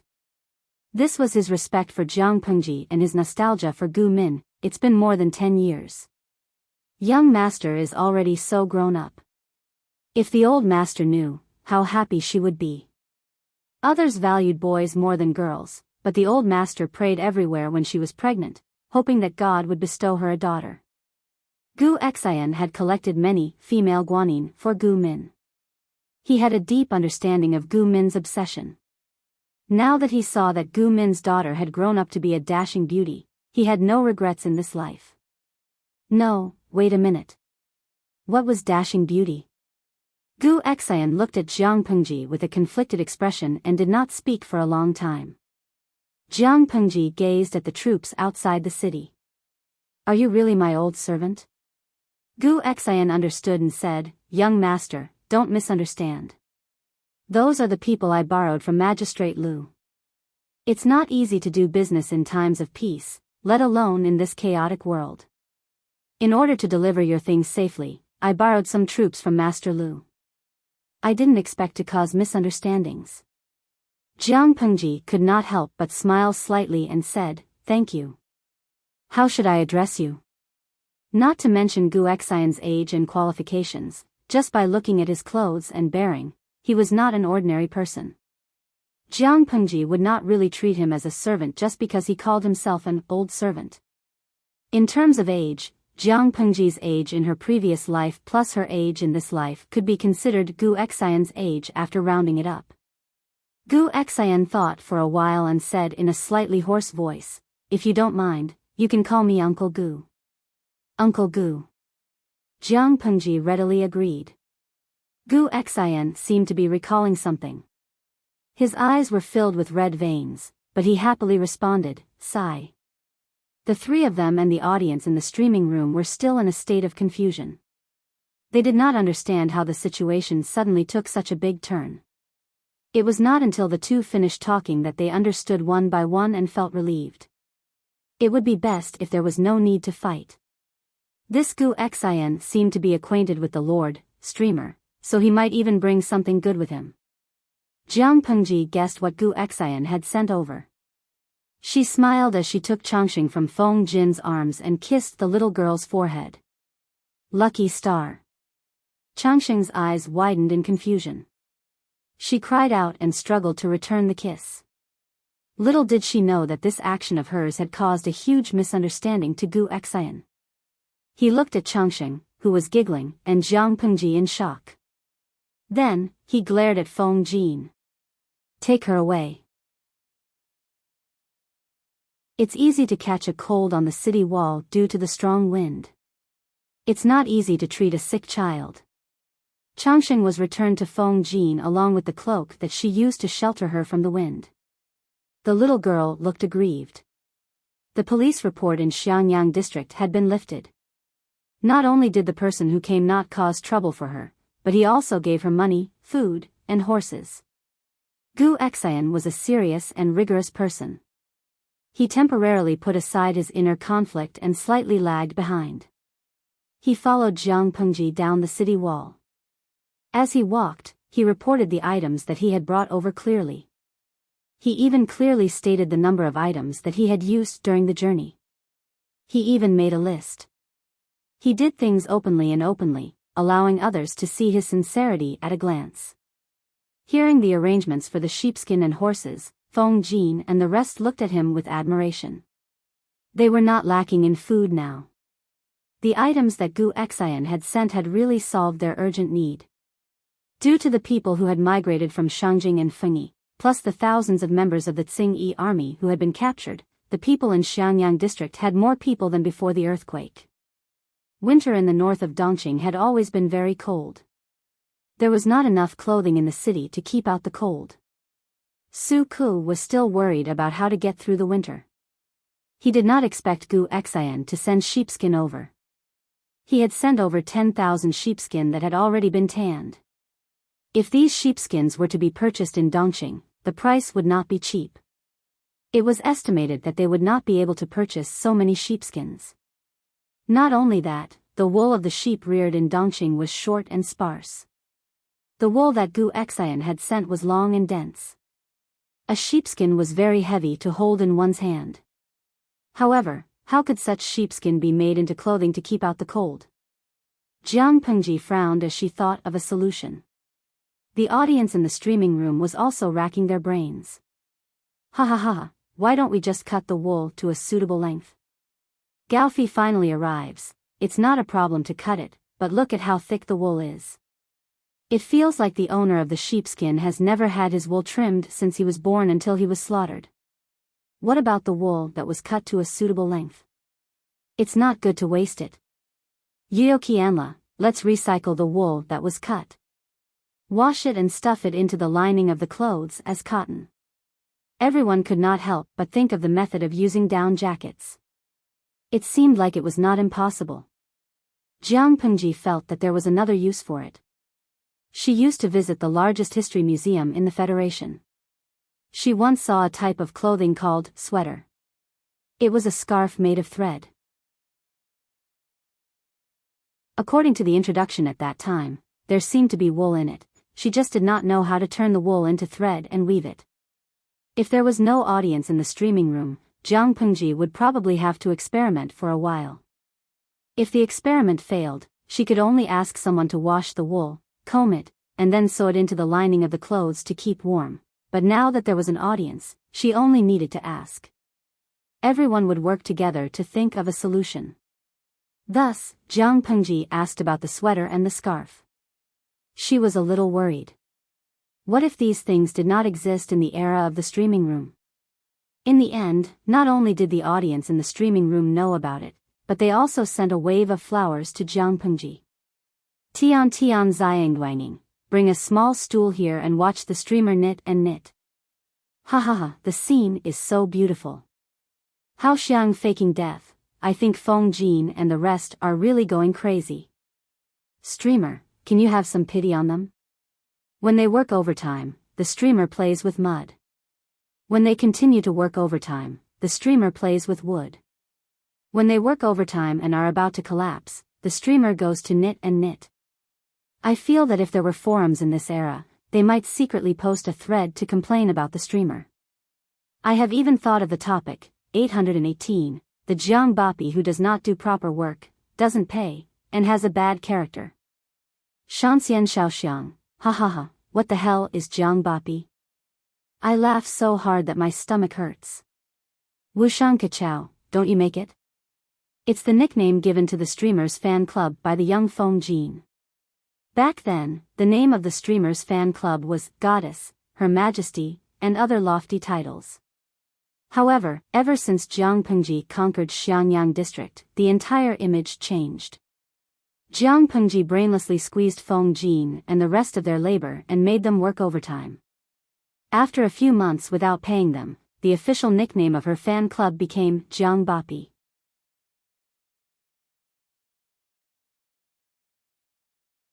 Chapter 451. She seriously asked the audience in the streaming room for advice. Although they laughed, they were still very enthusiastic. It didn't take long for Jiang Pengji to get a lot of text tutorials. Not only was there hand spinning teaching you to weave wool into yarn, but there was also 100 ways to knit wool. It was easy to say, but difficult to do. There were many details involved, and the audience in the streaming room couldn't answer them. Jiang Pengji could only try according to the text guide or ask Gu Xian. The other party was also shocked by her imagination. Who would think of spinning wool into yarn and then using the yarn to make warm clothes? Although her imagination was a little strange, Gu Xian gave it a positive answer after thinking about it seriously. Wool was definitely warm. If her imagination came true, it might open up a new industry. He had a hunch that there must be a huge business opportunity in it. Jiang Pengji was definitely a person of action. Since she had an idea, she naturally had to put it into action. Go and recruit some skilled and experienced embroidery maids. They will be paid daily and their meals will be provided. Jiang Pengji had money now, which was reflected in the fact that she could give daily wages to the temporary workers she recruited. As soon as the news was sent out, many women came to apply for the job. Building houses, repairing roads, and reclaiming wasteland urgently required a lot of manpower, and it didn't matter if they were men or women. Many men and healthy women worked hard every day in order to earn money and support their families. However, this job required physical strength, which was only suitable for healthy young men and women.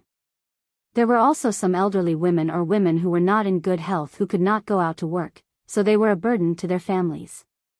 Now that they heard that the county government was looking for skilled and experienced embroidery maids who could provide 3 meals a day and a generous salary, these elderly women also eagerly came to apply for the job. Jiang Pengji didn't recruit too many at first. She only chose 50 honest female workers. Shearing, washing, removing fat, soaking, drying, the first few steps were done step by step according to the tutorial. It wasn't difficult.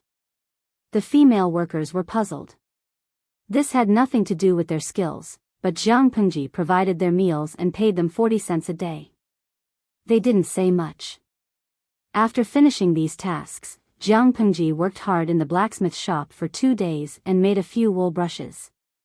Gu Xian looked at his little boss going up and down, and suddenly had the illusion that time had turned back, that his old boss was still alive. Recalling the past, in order to start a paper mill, his old employer had also neglected sleep and food like this. The combed wool was spun into a long thread with a mallet, and then the strands were combined to increase tenacity.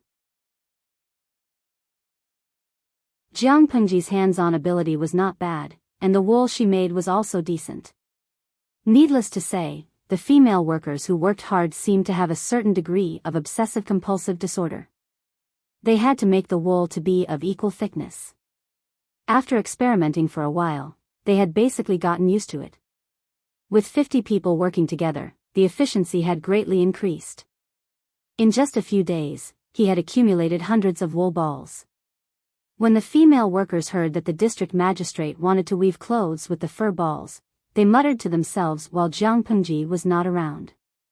My goodness, how are we going to make clothes with such thick embroidery threads? Could it be used to repair it? A female worker giggled and sat on a small stool, her hands skillfully brushing the wool. A thread is thicker than the holes on the clothes. How do you sew it? Someone else said, who knows? Don't be fooled by our district magistrate's young age, he has a lot of ideas in his mind. Since he paid for people to work for him, he must have his reasons. If you are so curious, go ask the district magistrate yourself. Why are you staying here and talking so much? Which noble likes a talkative servant? If you don't want to do this job, there are plenty of people who want to do it. The female worker felt a little guilty. It's just a private conversation. It won't reach the district magistrate's ears. What was Jiang Pengji doing at that moment? She was studying all kinds of knitting patterns and reporting to the government office every day. When Feng Jin and the others looked up, they could see her competing with 2 wooden needles and a ball of wool. They could not help but secretly facepalm. This kind of lord was really doomed. She was holding 2 long wooden needles in her hands, and on the table in front of her was a bamboo booklet with densely written words. She looked serious and serious. However, if someone could see the bullet screen in the streaming room, they would probably not think so. Chiuebo, ha ha ha, trash streamer, finally there is something you don't know. Jojo Ma Chuanzi, #rubbing face. Streamer, why are you so stubborn? Just throw the booklet to the female workers and let them study it. There are specializations in this field. Knitting is a science and an art. Although it is quite simple, it really requires a little talent. I watched you knit for more than 2 hours. I can't wait to climb into the screen and hold your hands to teach you how to knit step by step. Really, they would rather see Jiang Pengji play with mud. Qianqiao Durian Piao, ha ha ha, the person above, don't be so honest. I want to see the streamer knit the sweater. The audience in the streaming room laughed mercilessly. Jiang Pengji frowned and threw the wooden needles on the table with 2 clangs. Qiguan Rang secretly curled his lips and quietly looked away to avoid being caught by Jiang Pengji. Because Gu Xian had sent a large amount of grain, horses, and sheepskin, these things had to be accounted for and stored in the warehouse one by one. Qiguan Rang and the others were busy with this, reliving the pain of working overtime to death. However, their lord did not take pity on her subordinates. She held 2 wooden needles and a ball of wool in her hands and did not know what she was doing. Once she reached a bottleneck, she would throw a tantrum and throw things. It was infuriating to compare oneself to others. Otherwise, why did he have to work overtime when she was the lord? At that moment, Li Yun, who had gone to the neighboring Qingde County to purchase fine breeds, returned. He was still wearing a slightly worn-out brown short shirt, revealing his muscular arms. Both of his feet were washed clean. His trousers were pulled up to his knees, revealing his strong and explosive calves. Li Yun's appearance diverted the attention of a portion of the fans. Jiang Pengji glanced at Li Yun, then looked at the wooden needles and wool on the table. Without waiting for Li Yun to bow, she waved at him. Han Mei, come here. I have an important task for you. Can you complete it successfully? Suddenly, the 3 of them and the audience in the streaming room had an ominous premonition. Wait a minute, Qiguan Rang widened his eyes in astonishment. He watched helplessly as Li Yun revealed a naive and passionate smile. I will do my best to complete the task entrusted to me by my lord. Jiang Pengji nodded her head, her expression solemn, as if what she had to say was very important. It will be the autumn harvest in a month's time. The weather is getting colder by the day. What's worrying is that the people in the district have yet to prepare their winter clothing. In order for the people to wear warm clothing, I happen to find a knitting technique. However, my hands are not nimble and I have yet to study it thoroughly. In addition, there are other things that I have to attend to, so I am unable to attend to them. Take a good look at it and study it. If this technique can be reproduced, I don't know how many people will benefit from it. You must treat it seriously so that you do not disappoint the people's high hopes. The 3 of them were speechless.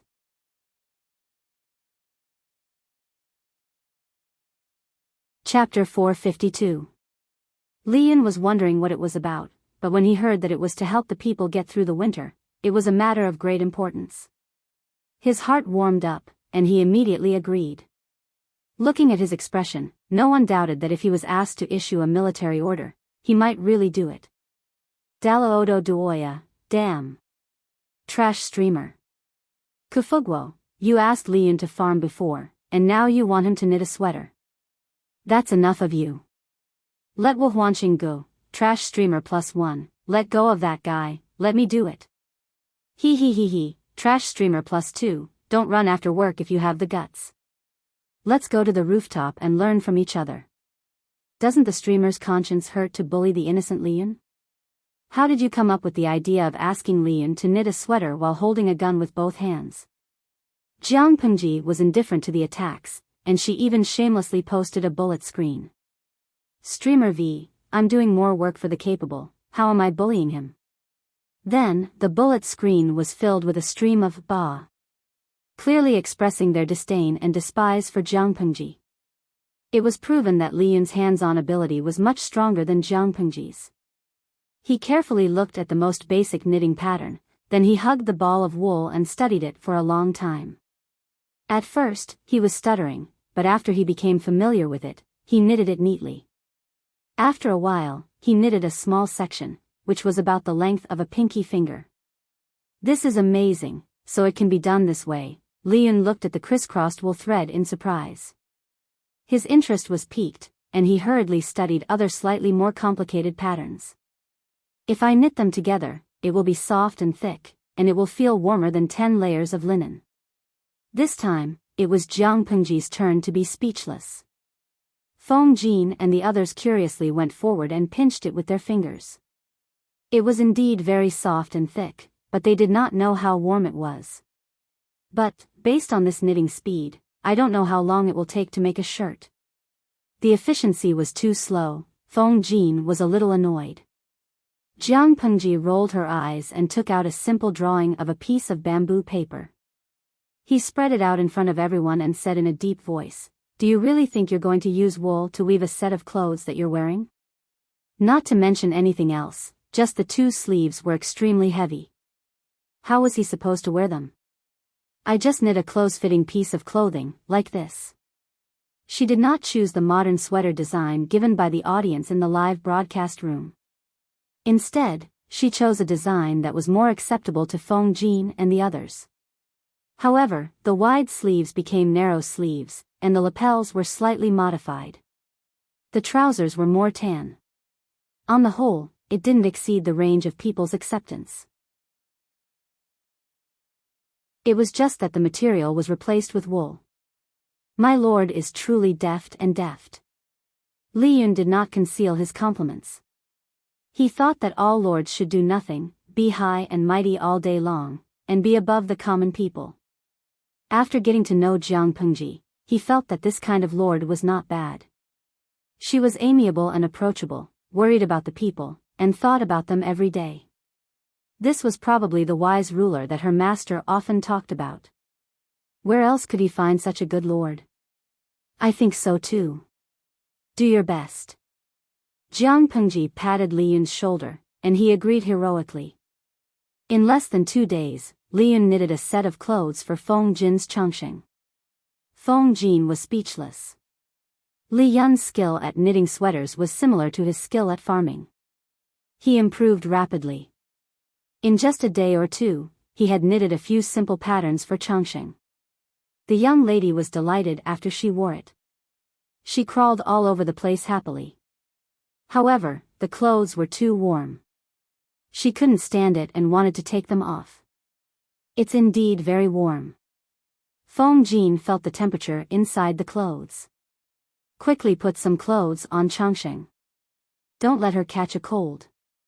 Li Yun said with some disappointment, it's a pity that the speed of making clothes isn't fast. Feng Jin shook his head and denied it. You're wrong. This speed is already quite shocking. Hanmei, do you know how clothes are made? From the silk spun by silkworms to weave into cloth, and then the cloth into clothes, who knows how many processes and manpower are involved in the process. Even the sackcloth worn by the common people also costs a lot. This kind of woolen clothes can be said to be made very quickly. Li Yun understood what Feng Jin meant, and his face revealed a joyful expression. They could raise sheep that grew wool quickly. The sheared wool could be made into wool and then knitted into sweaters. The time taken was much shorter than cloth. Although this kind of thick clothes could only be worn during the cold season, weren't the people lacking clothes that could keep them warm? Ordinary sackcloth couldn't keep them warm. The weather in the north of Dongqing was extremely cold. How many people died from the cold? If this kind of woolen clothes could be popularized, how many people could be saved in one winter? The more he thought about it, the more excited Li Yun became. My lord is really a very kind person. He tried hard to suppress the excitement on his face and clenched his fists tightly. Feng Jin laughed in his heart. He didn't deny his lord's talent, but to say that she was a very kind person? He had reservations about this description. Li Yun in front of him was also an interesting person. His lord tricked him like this, but he could still find something to entertain himself. It was the standard case of being sold and still foolishly giving money to the seller. After Feng Jin's guidance, Li Yun was even more motivated. He almost spent the whole night researching. Every day, He mastered 1 or 2 patterns and taught them to the female workers. The female workers were also very good at learning. Another advantage of the sweater was that it could be knitted into several parts. As long as the number of stitches was controlled and the parts were knitted, they could be pieced together to form a complete sweater. Gu Xian stayed in Xiangyang district for half a month. There were 3 sets of ready-made clothes in front of him.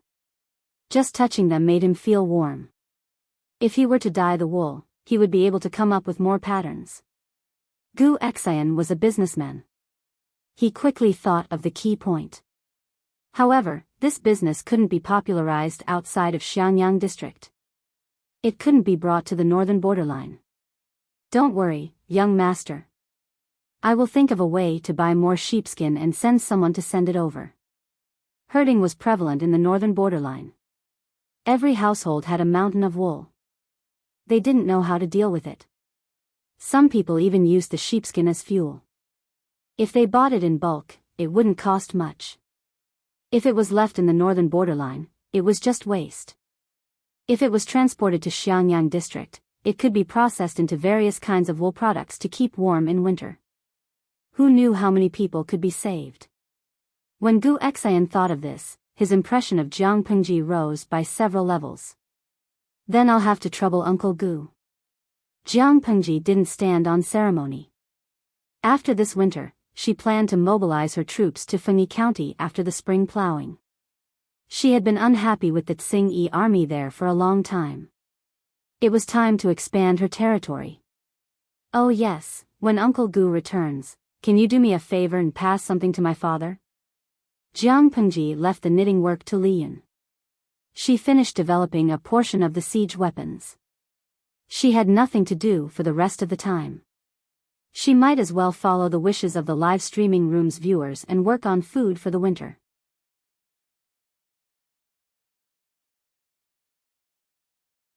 Chapter 453. What's the best thing to eat at a winter gathering? Many viewers had their own opinions on this question, but most of the answers were hot pot and barbecue.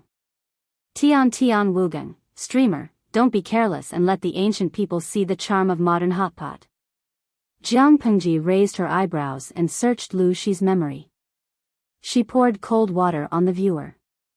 Host V, if the hot pot you're talking about is warming the cauldron, I think it's better for you to give up on this idea. Many viewers were confused. They didn't understand what Jiang Pengji meant.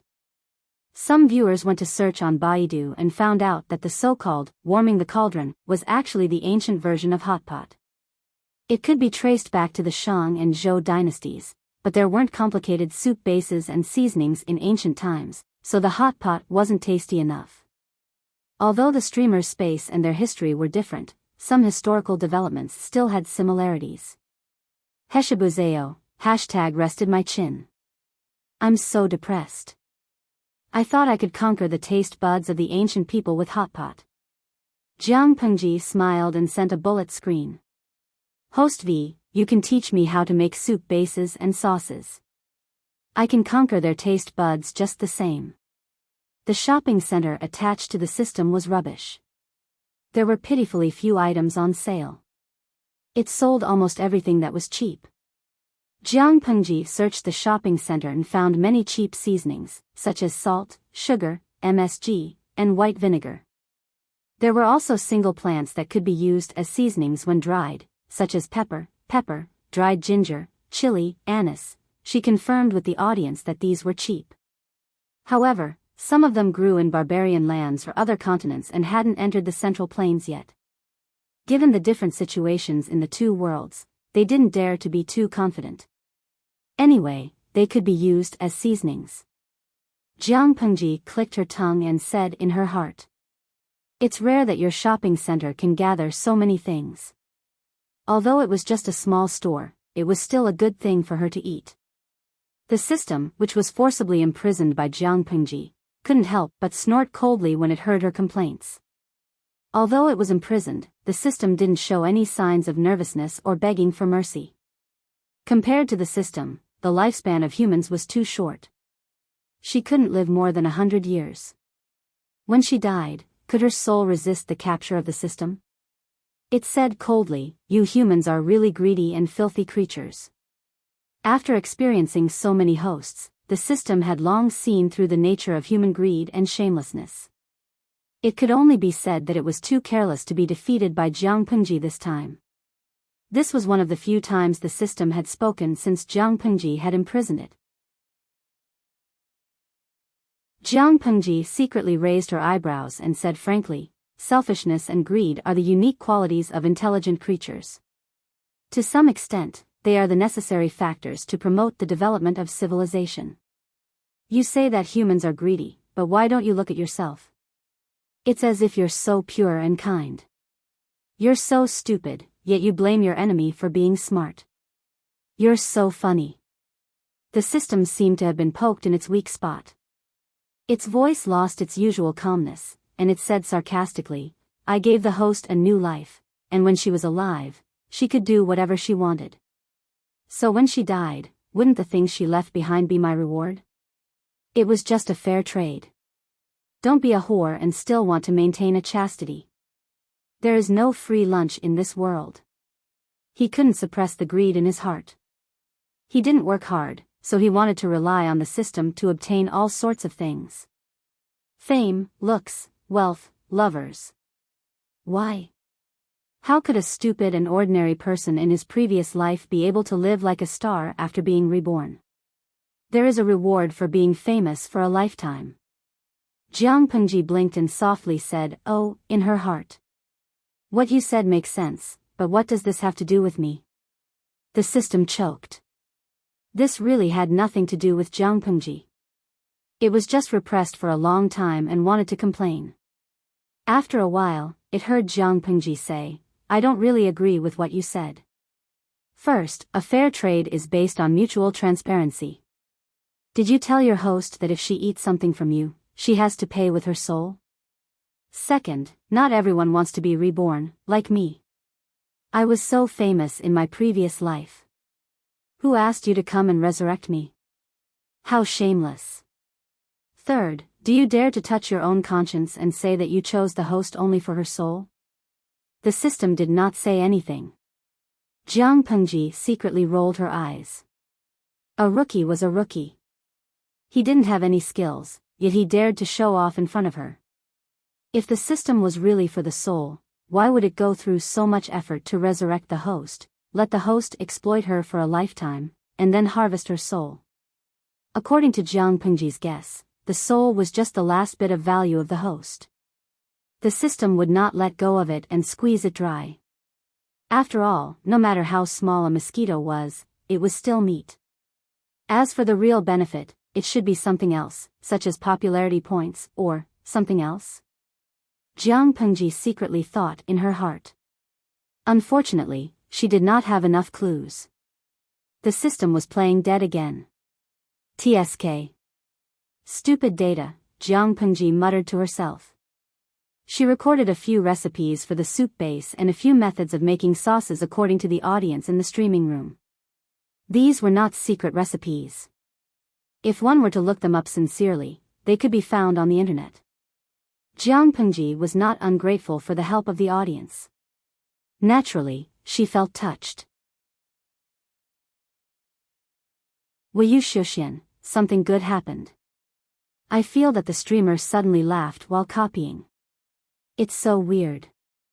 I suddenly thought of a very interesting guy. He obviously has low IQ, but he always provokes me.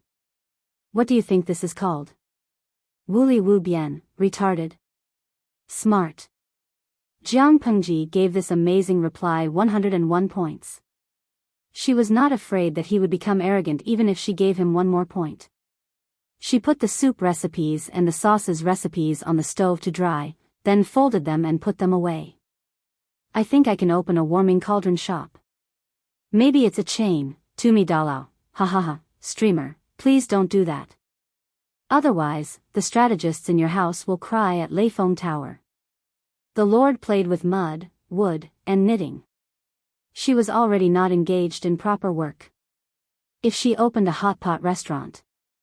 TSK. Just thinking about that scene made the audience in the streaming room feel distressed. Why was it so difficult to meet a reliable lord in this day and age? With the soup and sauces recipes for the hot pot, she could also gather all the necessary ingredients. Now, she only lacked the equipment needed for the hot pot and barbecue. Jiang Pengji studied the current warming cauldrons, the yuanyang pots of the audience in the streaming room, and the antique literature that she knew. She made a design overnight and went to the brick kiln to talk to the craftsman for the whole day. Seeing that Jiang Pengji was not coming to the government office again, Feng Jin and the other two did not know whether they should feel lucky or have a headache. If the Lord stayed in the government office, it was most likely that she was not engaged in proper work. Just thinking about it gave them a headache. If the Lord did not stay in the government office, it was most likely that she was not engaged in proper work. Just thinking about it gave them a headache. You're tuning into the Romantic Tales YouTube channel. Don't forget to subscribe and join us on this journey to catch the most captivating stories.